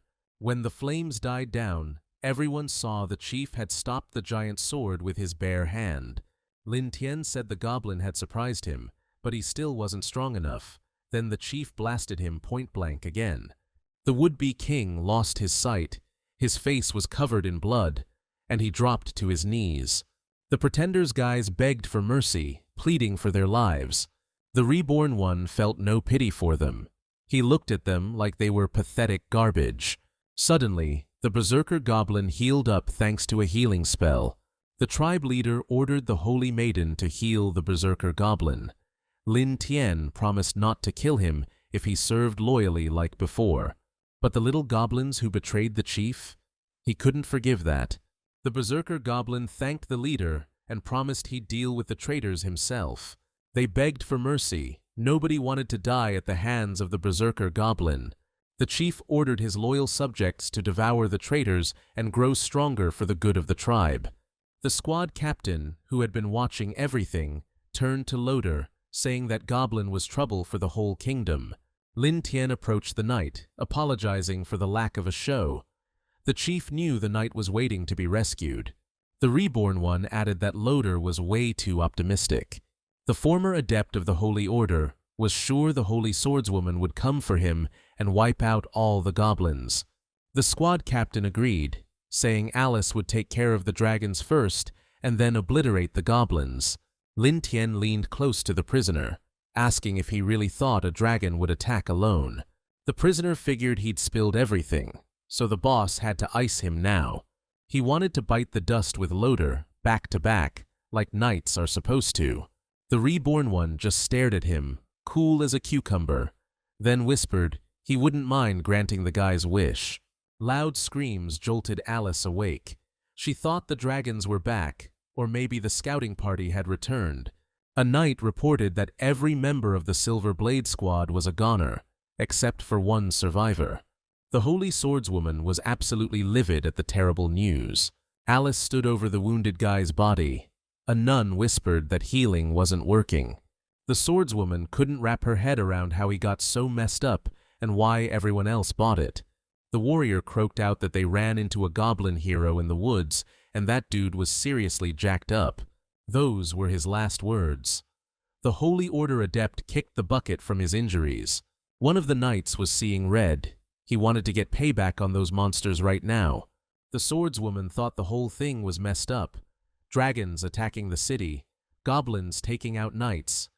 She couldn't handle this alone. She ordered some guys to head into the city. They needed to deal with these threats ASAP. The mage in the squad figured the prisoners were long gone, and there was no point in sending anyone.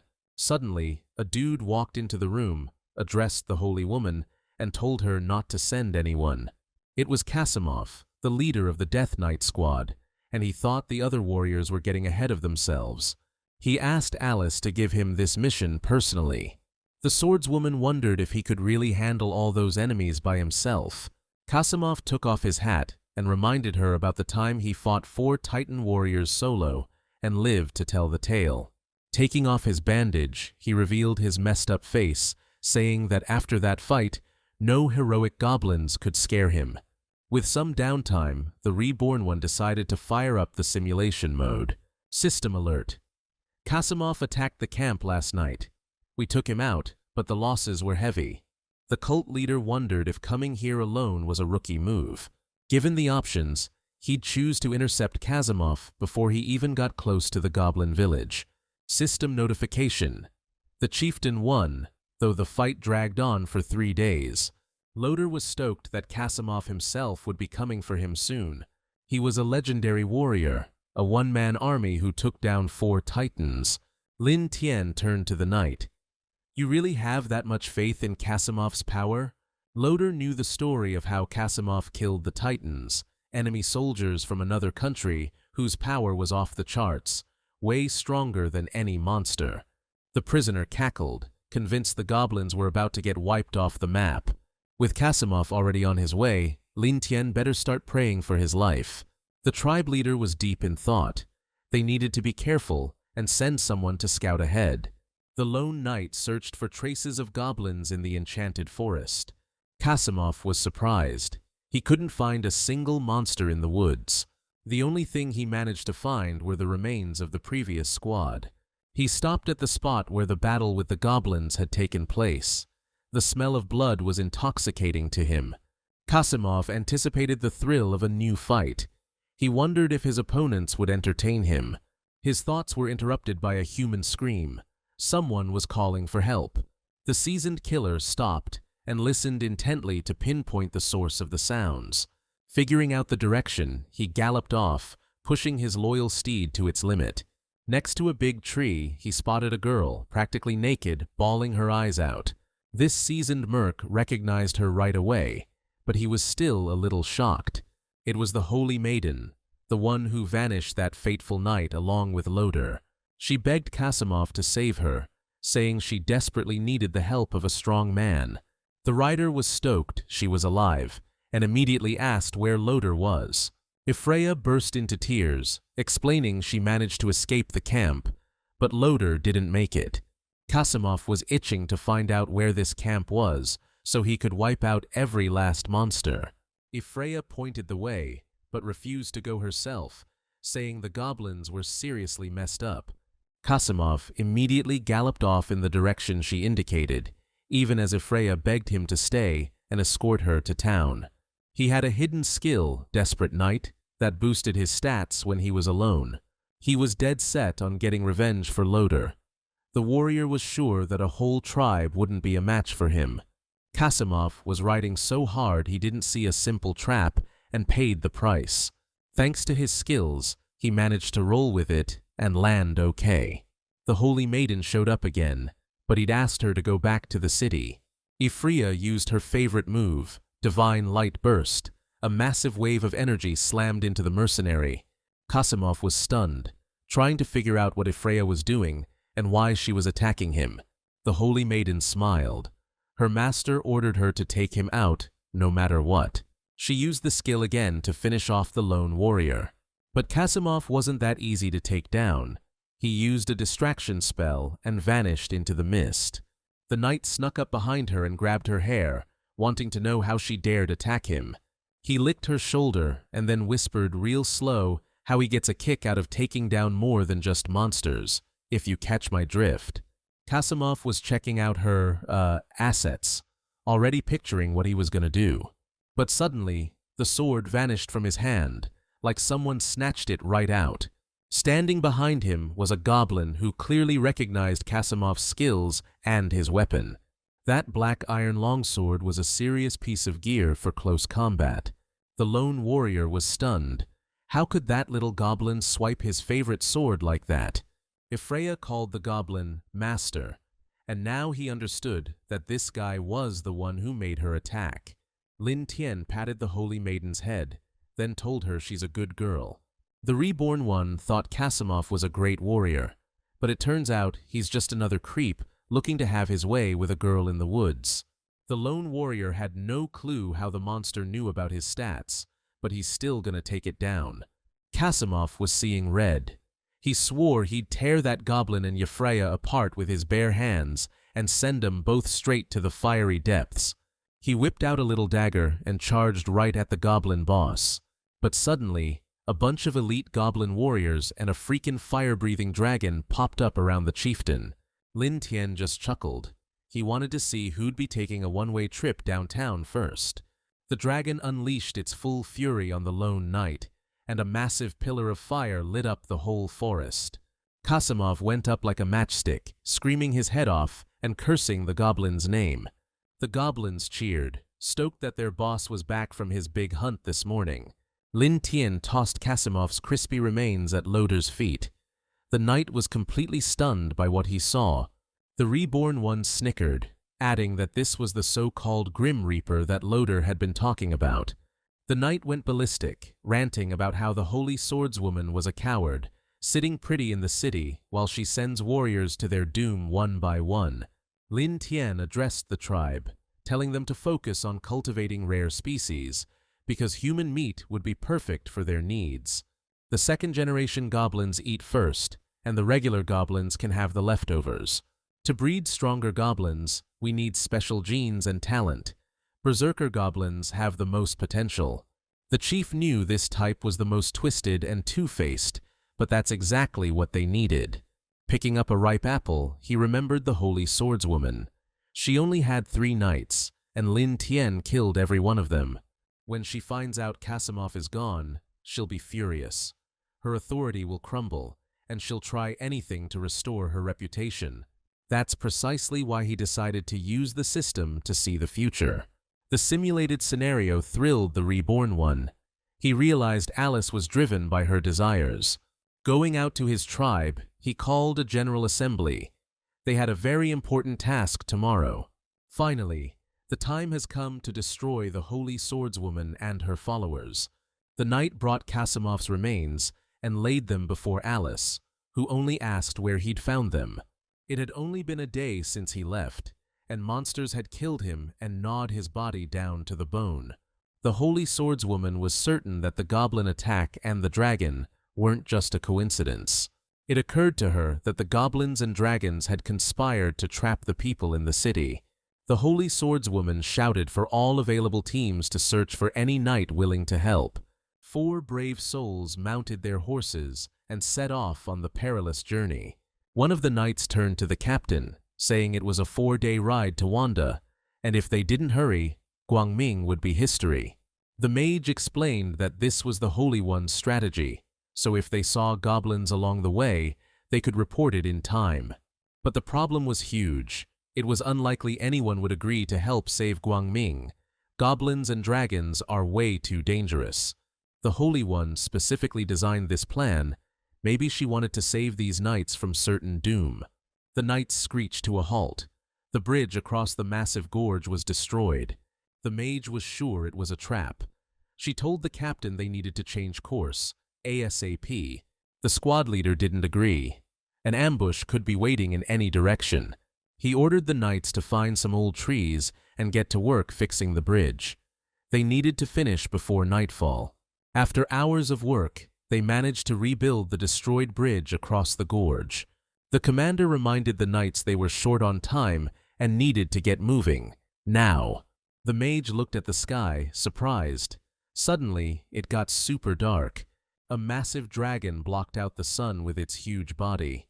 The knights were in shock. Not only was there a dragon looming over them, but there was a goblin riding on its back. Only now did the squad leader understand the Holy Swordswoman's concerns. Goblins and dragons had formed an alliance. The goblin chief gave props to the knights. Turns out they're real jacks of all trades and fixed the bridge instead of taking the long way around. The squad leader was pissed as hell. It was clear the goblins were the ones who trashed the bridge in the first place. The dragon unleashed a massive pillar of fire on the humans, wanting to wrap things up quick. The knights were hustling to get across the bridge before it went up in flames. They managed to reach the other side of the chasm, but the exhausted mage yelled to the captain that the bridge was gone. The knight turned back, watching the charred planks plummet from a crazy height. He was seeing red and swore he'd personally take down that cocky goblin. Lin Tian was sure there was no way the knight could keep that promise. The goblin squad swarmed the knights in a heartbeat, with the dragon circling overhead, and there was zero chance of escape. The mage thought they were done for, but the squad captain was hoping to hold out. Otherwise, Guangming would fall with them. Since Bat was the fastest of the bunch, the squad leader ordered him to haul ass to town for backup. The stocky knight charged headfirst into the goblin horde right next to him. He shoved them aside like they were made of cardboard, no problem. The knight was headed to Guangming, yelling at the monsters that he'd bring back the Holy Swordswoman and she'd wipe them all out. The mage noticed right away that the goblins were acting weird. They weren't exactly rushing to attack. It didn't take long for the girl to figure out that the monsters had deliberately let Bat break away and run for help. She looked up at the sky at the dragon ridden by the goblin leader. The mage realized it was a wicked scheme. Lin Tian had thought it all out in advance. He deliberately set things up so the Holy Swordswoman would leave town ASAP. The Reborn One stated the fact with satisfaction. As soon as Guangming was undefended, it would be destroyed. Hearing the details of the plan, the captain of the knights went ballistic. He ordered them to take up defensive positions and fight for Guangming. The bloodbath began. A crazed goblin went head-to-head with the squad captain. The knight quickly realized he was way outmatched by this giant goblin. The goblin wielded the black sword of Kasimov, a seriously nasty weapon. Lin Tian pulled out his crossbow and jumped off the dragon, deciding to jump into the fray. Before long, the fight was over. The knights fought bravely, but the goblins were stronger. The squad leader couldn't get up. The crossbow bolt was charged with wind magic. He watched in horror as his buddy was being devoured alive by that disgusting goblin. Another crossbow shot right to the head couldn't even pierce the knight's helmet. The crazed goblin was surprised at how tough this guy's head was. Lin Tian asked him to back off. One of the goblins was already on top of a girl. The boss reminded them they needed to bounce before the holy swordswoman showed up. The lustful monster got the picture and thanked the leader for looking out for him. A few hours later, Alice and a squad of knights arrived at the forest. Everyone was dead. All that was left in the clearing were the gnawed bones of the knights. Beth was sobbing loudly. He swore he'd get revenge on those awful goblins for his master's death. The holy swordswoman was really bummed out. She wanted to save the knights, but she was too late and only found their corpses. On the ground, she noticed a huge dragon's footprint. There was no doubt the goblins and dragons had formed an alliance. Beth shouted that he saw a goblin riding a dragon. Maybe that's the tribe's leader. Alice was really surprised. How could that be, since dragons can't be controlled? Beth also said that the goblin controlling the dragon ordered the monster to burn down the bridge across the gorge. The swordswoman realized the dragon did the heavy lifting, and then the goblins picked the bones clean. It hit Alice like a ton of bricks. This was a diversion. I gotta get back to Guangming ASAP. Bat was floored. Could goblins actually be this cunning and devious? The holy swordswoman got back to the city, and it was practically leveled. Bodies everywhere. She dropped to her knees, just stunned. How could this have happened? A little kid nearby was trying to lift his dead dad off the ground. It was a nightmare. The swordswoman tried to comfort the kid, who was just sobbing his heart out over his father's body. The boy screamed, saying he didn't want any comfort. Where was the city's protector when the monsters attacked? The survivors straight up hated her. They didn't need her sorry after all this went down. She collapsed, people yelling that she was useless and couldn't protect Guangming from its enemies. The Dragon Mother was watching the whole thing, and she figured Lin Tian was doing a bang-up job. The purple gold dragon figured she wasn't wrong to team up with this goblin. The boss got back to his tribe, and the goblins reported the attack on the city went off without a hitch. They managed to take out a bunch of people and even drag a few young ladies back to camp. At the boss's request, Kelia and her little brother were taken out of the city and given a wagon full of gold. The boss gave the goblin props and gave him the green light to start absorbing monster powers from now on. The reborn guy was stoked with how everything went down. He knew the swordswoman was feeling the pressure. Lin Tian headed to the island to personally thank the Dragon Mother for her help. He'd already heard the swordswoman was down in the dumps and holed up at home, but they still needed to keep the heat on the city. The Dragon Mother leaned in close to the goblin and asked what she'd get out of it, since her dragons were getting worn out. The reborn dude started racking his brain about what he could offer the purple gold dragon. But she decided to help him out. The Dragon Queen grabbed the goblin's face and laid a big one on him. Judging by that look in her eyes, she was definitely down to spend the night with Lin Tian. The goblin chief grinned and playfully asked if she wanted him as a present, or if she was just messing with him. She just threw the reborn guy to the ground, climbed on top, and asked him to fill her up. The Dragon Queen warned the former human that if he refused, she'd be seriously ticked off. The tribe leader laughed, saying how could someone like him refuse a Dragon Queen? She hugged him and whispered that she saw some king goblin potential in him. Dragons have always picked strong partners to, get it on with. She only wanted offspring from a strong and worthy member of her lineage. Lin Tian smirked and whispered that he could hardly refuse such a tempting offer.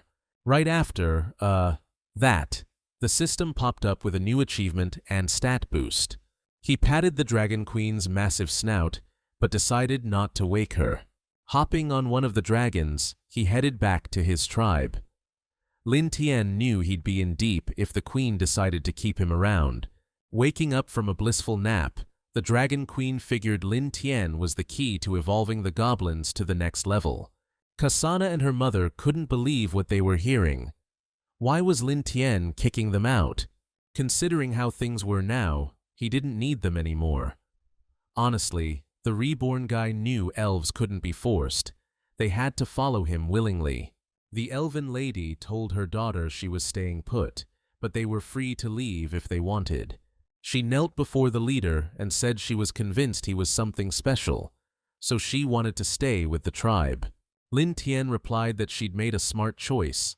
If she stayed, he wouldn't attack the other elves. Kasana, tears streaming down her face, yelled at her mom, not understanding how she could choose to stay there. It wasn't an easy call, but she won't leave without her mother. The elf took a knee, and the other females of the clan followed suit. Lin Tian swore, since they're staying willingly, the elves are now his subordinates, not prisoners, and he'll take care of them. The holy swordswoman isn't a threat anymore, so it's time to focus on improving the tribe. The heroic goblin was complaining that the human females were too small for him, and he couldn't satisfy their needs. The elven lady calmed the reborn goblin, saying she knew how to help with assisted reproduction. Their conversation was cut short by one of his loyal subjects, who came running with screams that the goblin had suddenly died.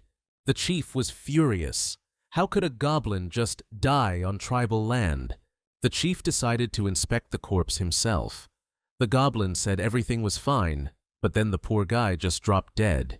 Suddenly, the dead goblin reanimated and started letting out loud screams. His body sprouted spikes and changed. The goblin got bigger. Systems saying mutations ago. First goblin mutant in the tribe, baby. Lin Tian knew right away it was all thanks to the Dragon Mother. No way he'd get stats like that without her. The goblin was stoked, jumping for joy. Not only was he back from the dead, but he was stronger and smarter too. 3 months had passed since the goblin and dragon attack. Guangming was back on its feet. People in the tavern were still ragging on the holy swordswoman and how useless she was. The drunken chatter got cut short by Diamond, commander of the Daredevil Squad, His Royal Highness Sitel. The system told Lin Tian that in 3 months, his tribe had popped out 150 newborn goblins of heroic level. But meanwhile, the royal family was offering 3 chests of 100 gold coins each to anyone who offed a goblin. A posse of fresh-faced heroes and adventurers is gearing up and heading to Guangming. Systems warning, this time, he's got to fight knights of diamond and epic levels. A diamond-ranked traveler was considered a mentor, and an epic knight was way stronger than the swordswoman. The tribe leader was racking his brain, trying to figure out how to deal with their enemies this time. Yu and the elf lady interrupted his thoughts. They had urgent news to report. The goblins were growing up fast, and they were running out of supplies. The elf had heard about an abandoned mine nearby. Lin Tian knew that resources were crucial, especially with things getting so tense. That meant their new hideout had to be well hidden and heavily defended. The reborn one jumped up from his throne. He decided to move immediately. Yu was anxious, and the elf lady bowed, promising to oversee everything. The tribe leader thought the cave's layout was absolutely perfect. They couldn't find a better place for their people. He held a torch in his hand, carefully examining their new sanctuary. Then he ordered them to clear away the rubble and reinforce the cave. The kids needed to grow up safe and sound. Once everything was set up, he announced this was their new home and they should celebrate the housewarming. After the successful move, Lin Tian figured it was time to start scouting Guangming. The tavern owner wondered aloud, "Isn't Prince Sitel only supposed to be taking down high-level monsters?" The knight replied that he wanted to rescue his good-for-nothing brother Loder and hunt some monsters while he was at it. Someone shouted Sitel's name and added that he was sure the knight was just in it for the cash. The Diamond Knight decided to see who was being so brazen and cocky.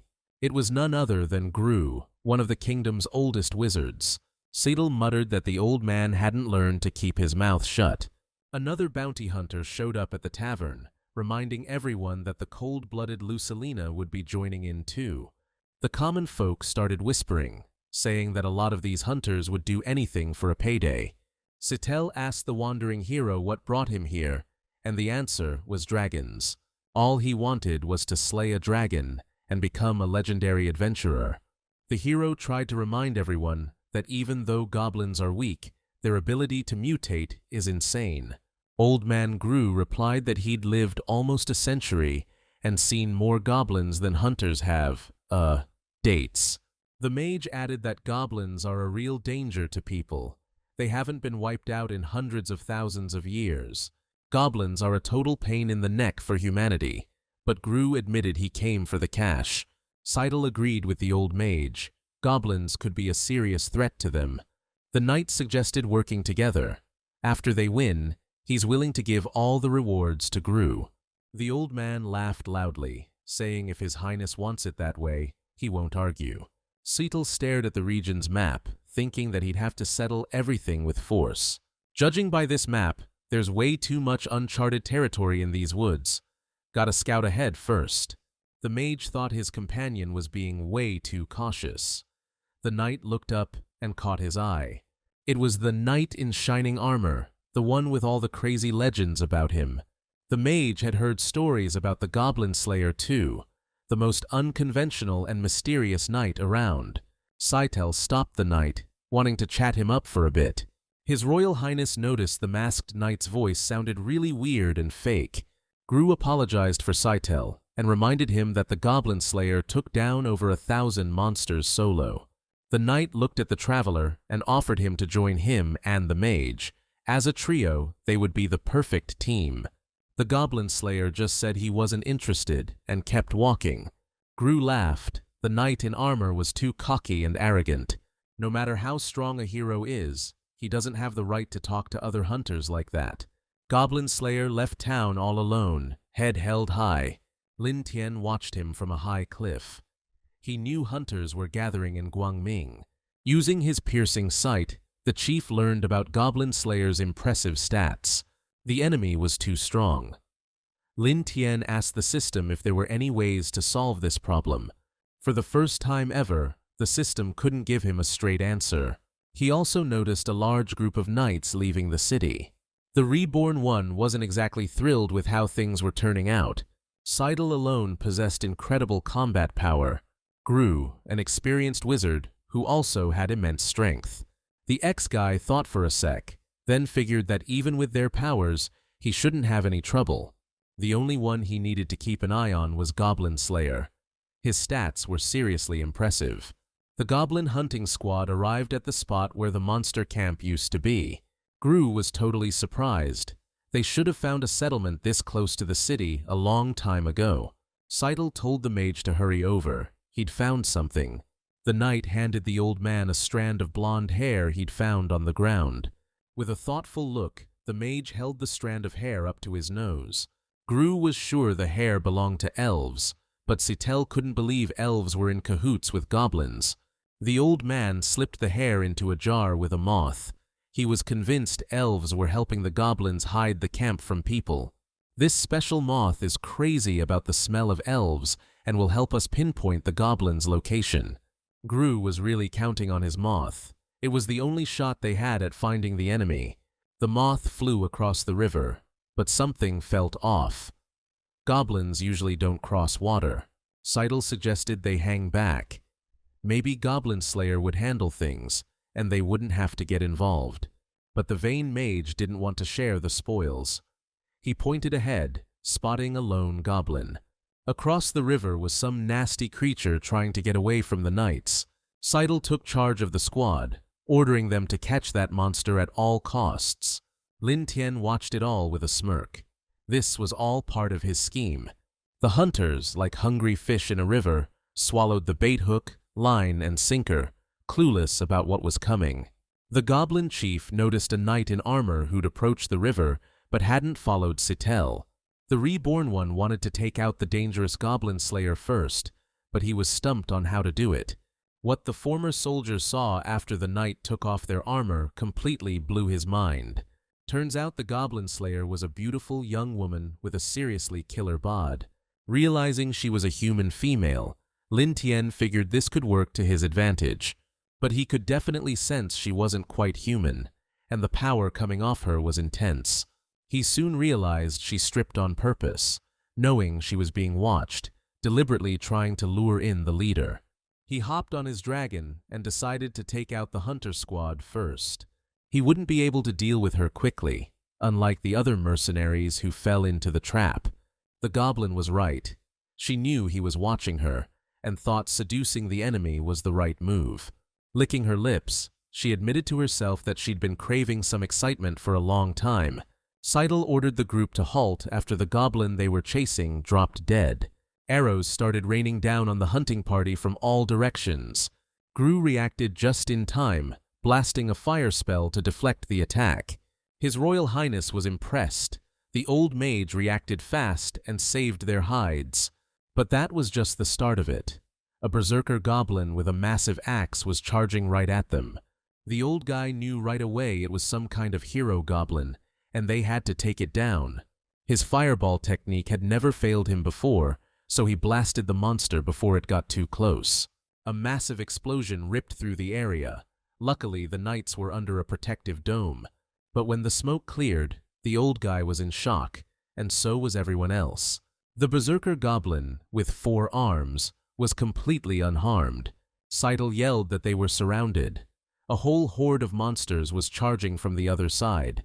This mage had never seen goblins with gear this good. Some knights don't even have armor like that. Gru cast Power Surge beforehand, a healing spell, to keep the group from taking too much damage. The archer desperately fired ice arrows at the enemies to slow them down. The monsters were trying to get close, but the hunters were fighting them off like crazy.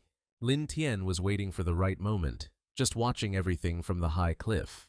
He ordered one of the elite goblins to help his comrades. The enraged creature charged into the thick of the fight, loving every second of it. The old mage barely dodged the goblin's razor-sharp claws. These monsters were hard to stop. They were just plowing through, ignoring the knight's resistance. Seidel yelled for the hunters to stand their ground and not be afraid, just hold the line. But the weaker knights were taken down by those surprisingly tough goblins. His Royal Highness used his divinity skill to banish the dark forces. Lin Tian watched it all unfold. That was some high-level sacred light magic. The squad leader told everyone to get close so he could cast a healing spell. Seidel was confident that together they could take down those nasty goblins. Lin Tian realized that the diamond-ranked knight was a worthy opponent. Another tribe wouldn't have stood a chance. The first mutant goblin appeared on the battlefield. This thing was in a whole other league. The scantily clad goblin slayer watched the fight, thinking the goblins were interesting. The mutant grabbed the old man and hoisted him high above the ground with one paw. Seidel was barely standing, leaning on his sword, but he was in no shape to fight. Wounded Gru begged the knight to save him. He couldn't move or use his magic. His Royal Highness got spooked and bolted like a common street rat. Meanwhile, the mutant was looking forward to snacking on the old mage. Absorbing his power would be a real treat.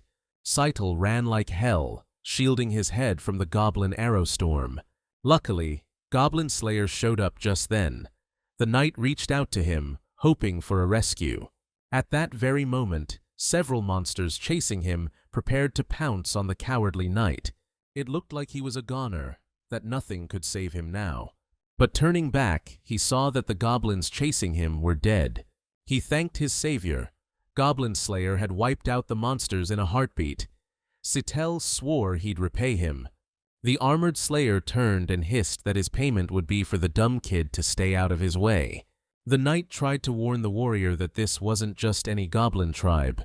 The enraged goblin grabbed the old guy by the head, trying to figure out how to devour him. But his pondering was cut short when a huge sword went right through his back. The goblin roared loud enough for the whole forest to hear, a real piercing scream. Then he collapsed to the ground, taking the exhausted mage with him. Lin Tian realized something was going down below. Goblins yelling, a whole commotion starting. Goblin Slayer stepped out into the clearing and addressed the mutant, finding it hard to believe he was the tribe's leader. The mutant let out a deafening bellow, then ordered the goblins to take out the insolent human. The monsters swarmed the lone knight, who was just standing there with his sword. With a single swing of his sword, he sent those nasty creatures flying in every direction. Lin Tian was blown away by the girl's skills and power. It was like she'd tapped into some serious magic. The mutant shifted into a new form, going full berserk mode because he was in danger. The monster charged at the knight, ready to tear him to shreds. But Goblin Slayer dodged it and landed a killer blow that hurt the mutant bad. She was already winding up for a massive swing to take the mutated thing's head clean off. But her body got stuck in some weird goo that completely locked her up. Lin Tian knew they had to pull back, even though it sucked to leave such a prize behind. He ordered the tribe to retreat and only attack from a distance. Close combat was too risky. Goblin Slayer noticed how the monster was controlling the dragon. She couldn't afford to lose this fight. A huge pile of rocks came crashing down on her from the cliff, and she was trying to smash them all with her weapon. She managed to survive, but she was breathing hard and leaning on her sword. Lin Tian was getting pretty curious about how long she could keep this up.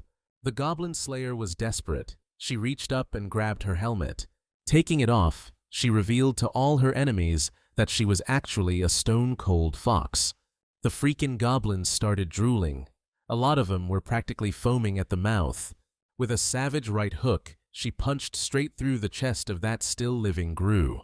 She ripped out his heart and started tearing into the thing, eating it raw. Lin Tian was blown away.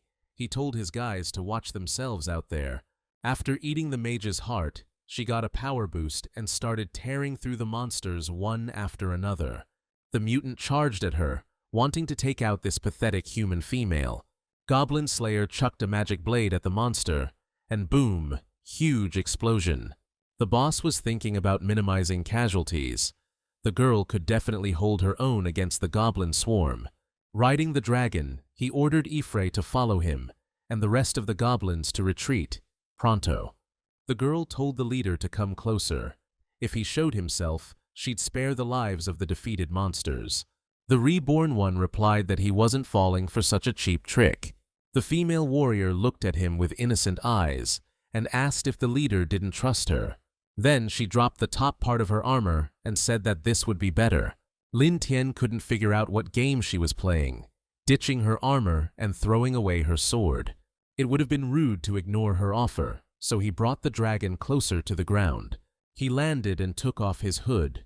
The leader was open to a dialogue with Goblin Slayer. She crossed her arms and said the warrior had exceeded all her expectations. The reborn one reminded her of her promise. She swore she wouldn't kill goblins. The girl licked a sharp needle and remarked that she always keeps her promises. Then she threw the needle into the goblin leader's shoulder and added that he owed her big time. She really loved hunting goblins. Even though he looked like a simple monster, she could sense how clever he was. The goblin tribe leader really got her going, and she was used to getting what she wanted. Lin Tian clutched his shoulder, unable to believe the girl had double-crossed him. He looked at his comrades, but they turned away, staring into the forest. Goblin Slayer laughed playfully. Now they were under her control. Then she pressed her massive chest against his back and told him to relax. She wouldn't hurt anyone. She just wanted to experience the goblin chieftain, she whispered, wanting him to show her what he was all about. The Goblin Slayer straddled him and breathed, wanting to know what kind of creature he'd become. Then, without waiting for an answer, she passionately kissed Lin Tian full on the lips. From the bushes, cowardly Sitel watched everything unfold. He barely stopped himself from screaming. He couldn't believe the knight was a girl, getting down and dirty with a goblin right now. But he couldn't watch that for long. A furious goblin snuck up behind him. The goblins were collecting the remains of the knight's bodies. The leader explained this was his lair, and she was entering at her own peril. Lin Tian was desperate to understand who she was and how she'd managed to control the entire tribe. She promised to tell him the truth on one condition. He had to let her ride him again. The chieftain replied that it would all depend on her story about herself. After a moment of silence, she confessed that she was a descendant of the Goblin King. The reborn one was expecting any answer, but the fact that she was a descendant of the legendary Goblin King was astonishing. More than anything, Lin Tian wanted to understand how the Goblin King's descendant could look like a human. The girl replied that there was a reason for that. Her mother was a normal human. As it happened, she was raised by goblins who treated her mother very badly. The more advanced goblins are, the harder it is for them to produce offspring. 10 years ago, she picked up a knife and started killing goblins. After she drained every last drop of their blood, she gained power and learned to control monsters with her will. Now the reborn one understood. She could control goblins because royal blood flowed within her. She sprinkled her blood on her weapon. As soon as the blade touches a monster, it dies. She was a real goblin slayer. This was all just a fun game to her. The boss knew damn well that if she became an enemy, things would get ugly fast. With a smile, he pointed out how alike they were and asked her to join him. The girl laughed. She wanted to tame him, and it looked like he was into it. The girl noticed the situation in the city was tense, and it was time for her to head back before she aroused suspicion. She now considered the goblin leader hers, and she was used to protecting her toys. Those words really threw the reincarnated guy for a loop. He wasn't used to belonging to anyone. The system popped up a window with the goblin leader's updated stats. He immediately noticed that after getting intimate with the girl, he had a ton of points. He was starting to resemble a goblin king's descendant. The bound Sithel laughed like a maniac, convinced the Loader family's reputation was about to tank. No wonder the swordswoman didn't bother rescuing him. Loader called his brother an idiot and told him to check out the huge cauldron over the fire. It was being heated up specifically for Sithel. The knight begged him to let him go. He was ready to give up all his wealth and bring a whole bunch of women. Loader told the goblin to hold up and arrange a meeting with the tribe leader. The reborn one was super surprised. Loader hadn't wanted to talk for months. Loader asked Lin Tian to let his brother go. In return, he'd do anything the goblin wanted. Seidel begged his brother for forgiveness for the insult.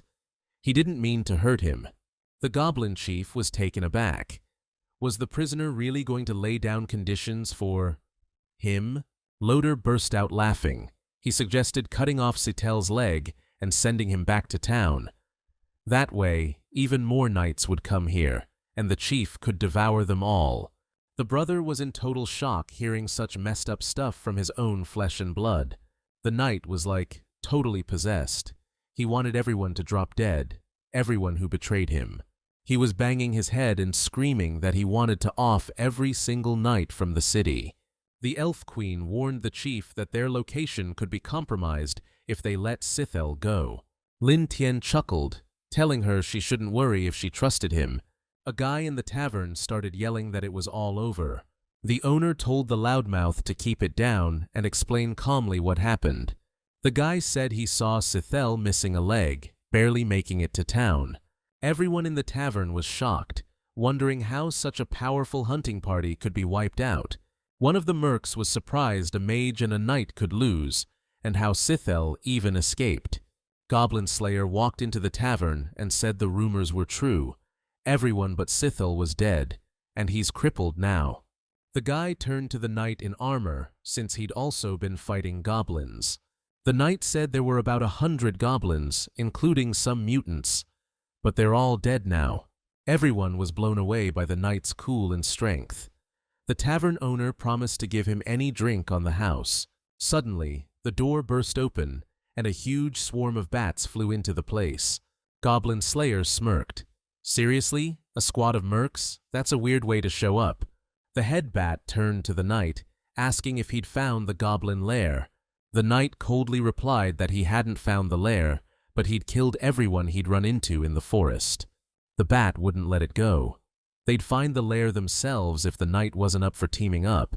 Goblin Slayer stood up and, before leaving, said, "He doesn't work nights and doesn't team up with anyone." The bat watched the guy leave. It was a shame he refused, but that just meant she could keep the reward for herself.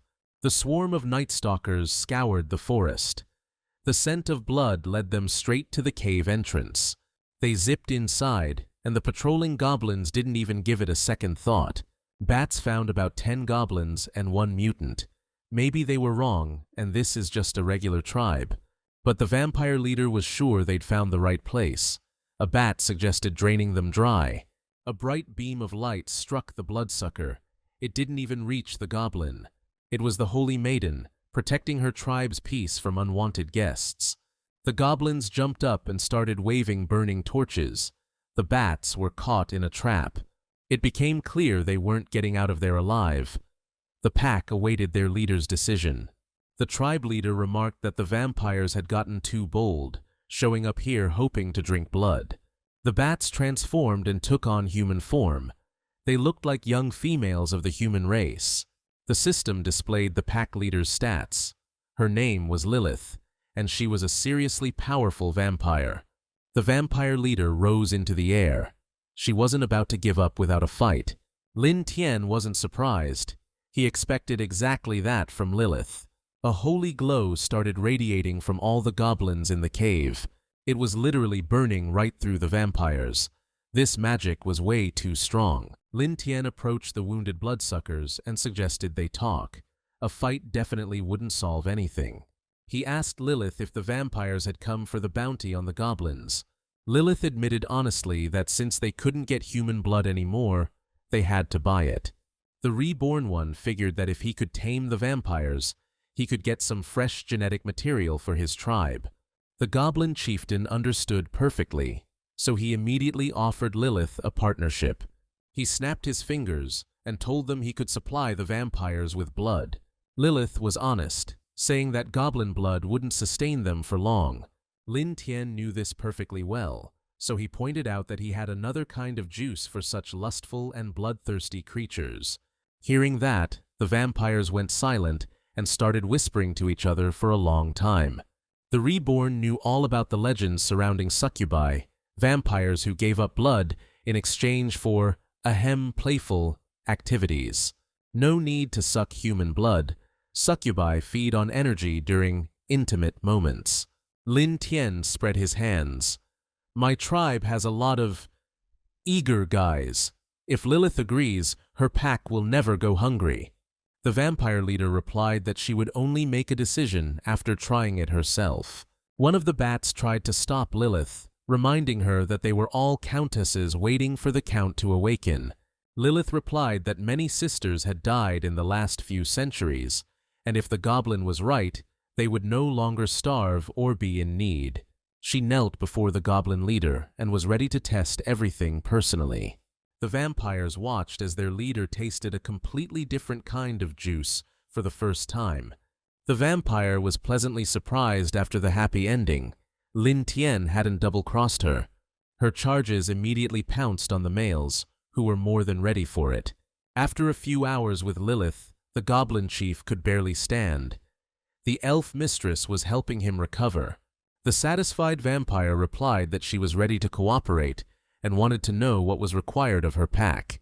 Lin Tian noted that the cave would be perfect for the bats. They just needed to guard it from unwanted guests. Lilith smiled and gave her consent. She would cooperate with the goblins. The powerful man was very displeased with the mercenaries who had been defeated by the goblins. The holy swordswoman entered the hall, holding a small handkerchief near her mouth. No one expected her return. Everyone was very surprised and frightened at the same time. One of the mercenaries gave a false smile and said that it was a great honor and joy to see Alice there. She had a plan all worked out. Split up. She'd head to the dragon's lair, and the rest would handle the goblins. One of the knights, voice shaking, explained that only the low-ranking knights were left in the city. Suddenly, someone from the crowd spoke up, saying he agreed with the plan and would back the swordswoman. His name was Ellison, commander of the archer unit, and he was a diamond rank. The holy woman was grateful for any help. She told Ellison he'd be in charge of the goblin attack. Looking at one of the mercenaries, she asked if he could move objects, since the only way to reach the Dragon Island was by ship. The mercenary bowed and replied that it would be a great honor for him to fight alongside the swordswoman. The cunning warrior was thinking that after the dragon was taken care of, he'd finally get that epic rank he'd been craving. The dragon mother was feeding the egg with her milk, eagerly anticipating her offspring with the goblin. A sudden noise startled her, and she started looking around. One of my loyal subjects just flew in, Said we got unwanted guests on the island. The purple gold dragon couldn't believe that woman bounced back so damn fast. She gently placed the huge egg on the ground. This was the kid we'd been waiting for. The dragon mother kissed the egg softly, wondering why this was happening today of all days. Before leaving, she told the kid, begged him to always remember his father was one of a kind. Then she stood up and shifted into her battle form, knowing this might be her last day. The final showdown's here, and we're finally gonna see who's tougher, Alice or the Dragon Mother. Meanwhile, the swordswoman was slicing and dicing every dragon that crossed her path. She was stoked when the purple gold dragon finally showed up.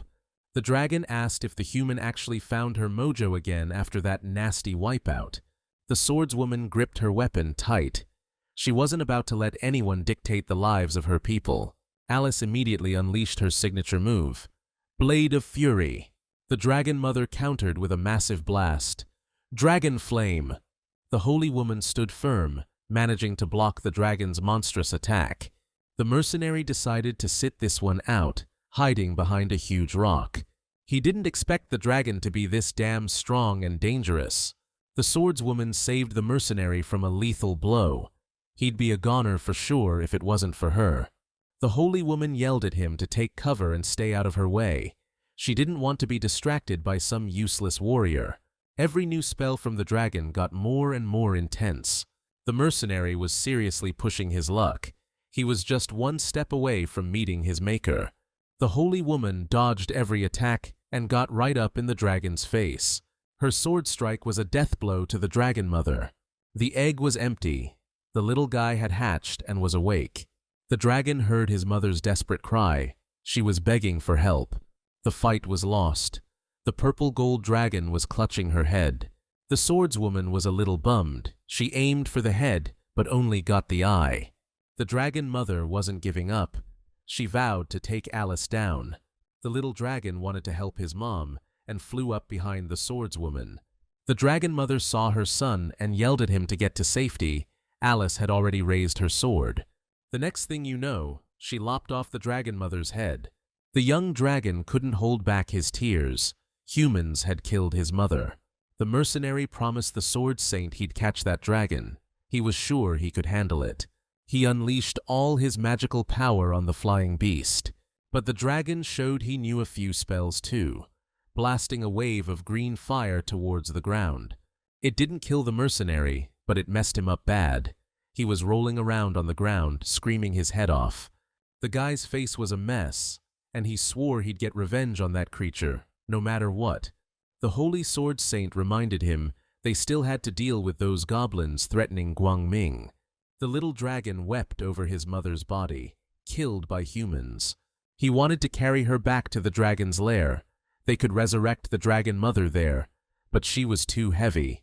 The kid couldn't lift his mother's body, which meant he had to absorb her to get stronger. After consuming her headless body, he bulked up, becoming absolutely gigantic. Snatching up her head, he set off on a long journey to a place only a few knew about. Hidden lands on the continent, a place humans had never set foot, the dragon's lair. He landed on the scorching ground, clutching his mother's head in his claws. But the welcome wasn't exactly warm. One of the guardian dragons pounced on him. The mother's head slipped from his grasp, and the guardian reported to the overlord that he'd caught an intruder. The dragon lair's lord immediately asked if it was the dragon mother's head. Then he looked at the green dragon and demanded to know who he was. The uninvited guest immediately told the truth, that the dragon mother was his mom, and he'd come for help, since this was the only place she could be resurrected. The dragons noticed the marks from the holy sword, but the dragon mother had gone to the outside world of her own accord. The lair lord knew the guest was the deceased's child, but who was the father? The green dragon admitted he'd never seen his father, but his mother said he was a goblin unlike any other. Hearing that, the ancient dragons burst out laughing. What a disgrace! The dragon guarding the place mocked the kid, asking the lord for permission to devour the guest. The dragon lair lord struggled with the decision. On one hand, he was a descendant of an ancient dragon, but on the other, he had goblin blood. After a moment's thought, the Lord gave his answer. If the little one wanted to live, he'd have to defeat another dragon in battle. The monster guarding the lair thanked the Lord, saying it would be quite the amusement. The beast opened its massive jaws, ready to swallow the uninvited guest whole. Just like that, the fearsome guardian gulped down the green dragon. Then, a massive pillar of fire erupted from its mouth. The monster was very pleased with itself. But just a few moments later, he was begging for help. His stomach was killing him. The elder dragon replied that the decision came from the overlord, and he had to deal with it himself. Moments later, the unwelcome guest tore the dragon apart from the inside and burst out. He flew over the lair, shouting that his mother could finally be saved. The overlord responded that from now on, he was the dragon's servant and should call him Nider. To save his mother, he had to take her head and bring it to the world tree. He needs to connect the head to the roots of the tree, then he can create a treant dragon. Lin Tian simulated another situation. His cave held up, but there would have been casualties among the goblins. He decided to speed up time to get progress points right away. The battle was over, and the satisfied goblins were chanting praises to their leader. He sat on his throne, thinking about how the sacrifices were great, but the remaining goblins would devour the remains and grow stronger. After successfully absorbing them, over 100 goblins will reach heroic level, and that's awesome. These new rage goblins are seriously dangerous opponents for any knight. The shadow goblins might be smaller, but they're way faster and more agile. Goblins are hated for one simple reason. They evolve by consuming, while humans evolve by killing. Lilith called the leader a brave one. It had been a long time since she'd indulged so deeply. Since she really liked this alliance, she sent her minions to keep an eye on the swordswoman. After hearing about the deaths of over 100 hunters, Alice left the city. She's searching for legendary hunters. Lilith was a little worried. Her assistants could end up being former partners. The goblin chief was stoked that the swordswoman left the city. He'd been wanting to visit it for ages. The conversation screeched to a halt when the guard at the cave entrance spoke up. He reported a goblin squad was headed their way, and the boss knew they were coming to attack. Lin Tian frowned. There hadn't been any goblin tribes within a 30-mile radius. Maybe these were the old owners of the place. From a high vantage point, he watched the situation unfold near the cave entrance. About a dozen goblins, led by their commander, confidently marched toward the shelter's entrance. The system gave him the full rundown on the big goblin, level 50, packing some serious power. The reborn guy wondered what tribe it was from. He hadn't encountered this monster before. The boss ordered his crew to get ready. They needed to deal with these outsiders ASAP. Unlike the smaller goblins, the squad leader could smell the blood in the air. The scent was coming from the cave, and the savage goblin was already looking forward to a taste of meat. But suddenly, a furious goblin ambushed him. Its movement so fast the outsider couldn't react. He yelled that enemies were ahead, and they needed to prepare for a fight. The enraged level 2 mutant started attacking the uninvited guests, the forest goblins screaming loudly. In just a few seconds, almost the entire squad was wiped out. The forest goblins were completely outmatched. One of the outsiders tried to escape, desperate to report everything back. But Lin Tian had already loaded his crossbow and made a perfect shot. The arrow hit the monster right in the head. He didn't get far. The squad leader cursed the tribe leader. He was way stronger than regular goblins. The wild goblin was corrupted. He came here from the goblin lands. Lin Tian didn't kill him. Instead, he decided to interrogate the prisoner to figure out why he came here.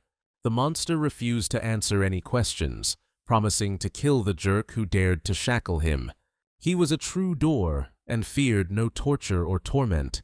But after 10 minutes, when all the reborn's toys were covered in blood, everything changed.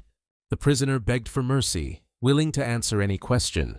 The goblin tribe leader wanted to know what tribe the guest was from and why he'd come here. The prisoner said he was from the Beast Lord's tribe of the forest, and he'd come here on the leader's orders to retrieve something. The reborn was curious about the leader's level and how strong he was. The captured monsters screamed that their tribe leader would soon become a hegemon. That information surprised Lin Tian. He hadn't realized there were such powerful monsters. A treasure was hidden in the cave, one that was incredibly valuable to their leader. The ex-human wanted to spill the details on his prisoner's treasure. It was the Ring of Corpses, rank 7, a ring that could seal an enemy's soul inside. Lin Tian couldn't believe artifacts like that existed. The prisoner told him everything he knew and begged to be released. The reborn one made a small cut on his paw and put the new ring on to test its abilities. A massive green hand, made of some weird aura, loomed over the prisoner. His soul started flowing into the ring on Lin Tian's finger real quick. His combat power went up by 200. He realized if he absorbed a stronger soul, he'd get even more. The reborn one figured this tribe was definitely stronger than humans, and setting them on the knights would be a great move. Goblin Slayer interrupted his thoughts about the ring. She recognized the dead monster. Lin Tian was surprised how she knew about these outsiders. She checked out the body, then said, "The Beast Lord tribe is seriously strong, and Lin Tian wouldn't stand a chance against them. That tribe's part of the Lion Empire, lives near the Great Tomb, and you really don't want to mess with that place." Then, leaning in, she asked the goblin how he managed to take down the enemy. The reborn one wanted to know where the Great Tomb was. The girl calmly replied it's to the west, where the Forest Lord lives, the tomb's crawling with 12th rank monsters. The leader had a pretty interesting idea brewing, but he needed Goblin Slayer's help. They needed to trick the prisoner into going back to his leader and telling him the ring was stolen. The trick was getting the outsider to tell his boss that some certain aristocrats from the Lion royal family swiped the ring. The girl was surprised, asking if he was talking about those families. Exactly. He'd let Sitel go earlier specifically to set this whole thing up. The reborn one was betting that a conflict between those two would benefit a certain third party. Seidel's dad was livid, called him worthless, and said he'd brought shame on the whole family. The one-legged knight begged him to listen, said the goblins he fought weren't just strong, they were as smart as people. He told the enraged Count Philemon that his son Loder was captured, but still alive. But the noble wouldn't listen. He was furious that the heirs of 2 families had lost to monsters. Sitel collapsed on the floor, sobbing his guts out, begging for forgiveness. He was terrified. The goblin leader was a real nightmare. His father ordered his son, who'd become a pathetic joke to everyone, to be taken away. A noble entered the hall and greeted the count. He suggested Philemon join forces to wipe away the disgrace and put an end to the monsters. Philemon reminded him about the king's decree. Nobles couldn't raise their own armies without the king's permission. He glanced at the guest and mentioned that the Holy Swordswoman was already handling the assignment. The guest replied that if Alice takes care of everything, the king will doubt their usefulness. Philemon definitely hadn't thought of that. He didn't want to lose his title as Earl. The guest added that they should report the goblin situation to the king. Then they'd get the green light to raise troops. The Earl pondered, then answered that his son, Sitel, would go to the king's audience. Lin Tian was in his cave, practicing his aim with a homemade pistol. The elf princess was thrilled by the tribe leader. She wanted to try shooting the weapon too. She hugged Lin Tian and started begging him to teach her how to shoot. Their chat was interrupted by a scout, who reported that a large, well-equipped force had gathered in Guangming. On the other side, a Beast Lord tribe was approaching the city. Lin Tian was stoked about the news. They were about to have one hell of a show. A few days back, an ex-prisoner crawled back to the lair, saying the humans snatched the ring. The Beast Tribe chief went ballistic, calling the squad captain a disgrace. He barked orders for his crew to assemble. They needed to get their treasure back from the humans ASAP. The people of Guangming cheered for Count Philemon and his troops as they arrived. The visitors were asking where the Holy Swordswoman was. They needed to talk to her urgently. The merc said Alice was out on some important business and asked what they needed. The aristocrat clearly didn't want to chat with the hunter, even though he said he'd fought alongside the swordswoman. The guy smirked down at him and said they were there about the goblin situation.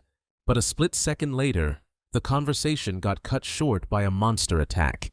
The city gates were smashed, and a horde of crazed monsters poured into Guangming. Count Felaman grabbed his sword, yelling that goblins were attacking the city. He personally led the charge, ordering his troops to wipe out the monsters and defend the city. The nobleman fought bravely, hacking and slashing at the green creatures left and right. The mercenary, just like everyone else, battled the monsters, slinging magic spells. From a hidden spot, Lin Tian watched it all unfold. Everything was going according to plan. After defeating another wave of monsters, the Count realized they weren't so tough after all. He figured they'd wrap up this fight in under an hour. Suddenly, an explosion rocked the battlefield, taking out several knights. A massive goblin with tentacles emerged from the broken city gates. That was the Wild Beast Tribe chieftain, and he wanted his treasure back. Lin Tian used the system to get info on his stats, and he couldn't believe how strong this dude was. The noble ordered the knights to fall back and regroup. The Earl realized it was a monster boss, but either way, they had to take him down. Loder's sister, Lona, showed up with her squad, wanting to help her dad. The noble told her to be careful. She couldn't afford to screw up like Loder did. The gutsy girl immediately charged into the fight, dead set on taking out that goblin boss. A massive energy blast hit the monster right in the head. But it didn't kill the beast, it just pissed him off even more. Lona had a plan: lure the monster out of the city and keep casualties to a minimum. The reborn one wasn't happy. If they got far enough, they'd run into his goblins. Lin Tian watched the attractive Lona. He knew right away that she was seriously lucky. She was the Academy's top graduate and wanted to win this battle at all costs. Loder's sister used a skill, a high-rank combat art. The shattering spear hit the goblin lord in the chest. He didn't have time to dodge. Lin Tian already figured out that this girl's combat power was 1,700 points. Knights usually don't have more than 1,000. The Wild Beast Tribe leader was furious. How dare a human female have the nerve to attack him? He used his area of effect magic skill, Beast Lord's Roar. The wave passed right by the reborn one. He almost fell off the dragon. Lin Tian realized that the other tribe leader was a seriously strong and dangerous opponent, even for him. Wounded Lona sat on the ground, totally confused about how things had gone so wrong. Suddenly, she burst into tears, convinced that no one could take down that monster. The monster was closing in on Lona fast, and all her buddies were knocked out cold. Knowing this could be it, she screamed for help at the top of her lungs, begging for someone to save her. The mercenary spotted the giant goblin glowing just outside the city limits. Lona was in its tentacles, completely passed out. Seeing this sent the aristocrat into a blind rage. He charged the monster, yelling for his daughter back. Desperate to save Lona, he leaped forward and unleashed everything he had on the monster. But the goblin didn't even flinch. It wound up for a massive haymaker. The blow landed hard, and Lona's father went down, completely out of it. The knights braced themselves, advancing slowly toward the beast. The mercenary readied his signature move, pouring every ounce of strength into it. At the perfect moment, he leaped from cover and unleashed the energy blast. A monstrous explosion ripped through the air, lighting everything up like broad daylight for a split second. The giant goblin's head was charred black and hanging backwards. The mercenary cheered. He'd personally taken down the goblin leader. Now, that's a real adventurer. But the celebration didn't last. He heard a weird noise. The monster was still alive, and it opened its jaws to devour him. In a flash, the triumphant mercenary was swallowed whole by the savage tribe leader. The Count, who'd been watching, was in total shock. He couldn't believe goblins like that existed.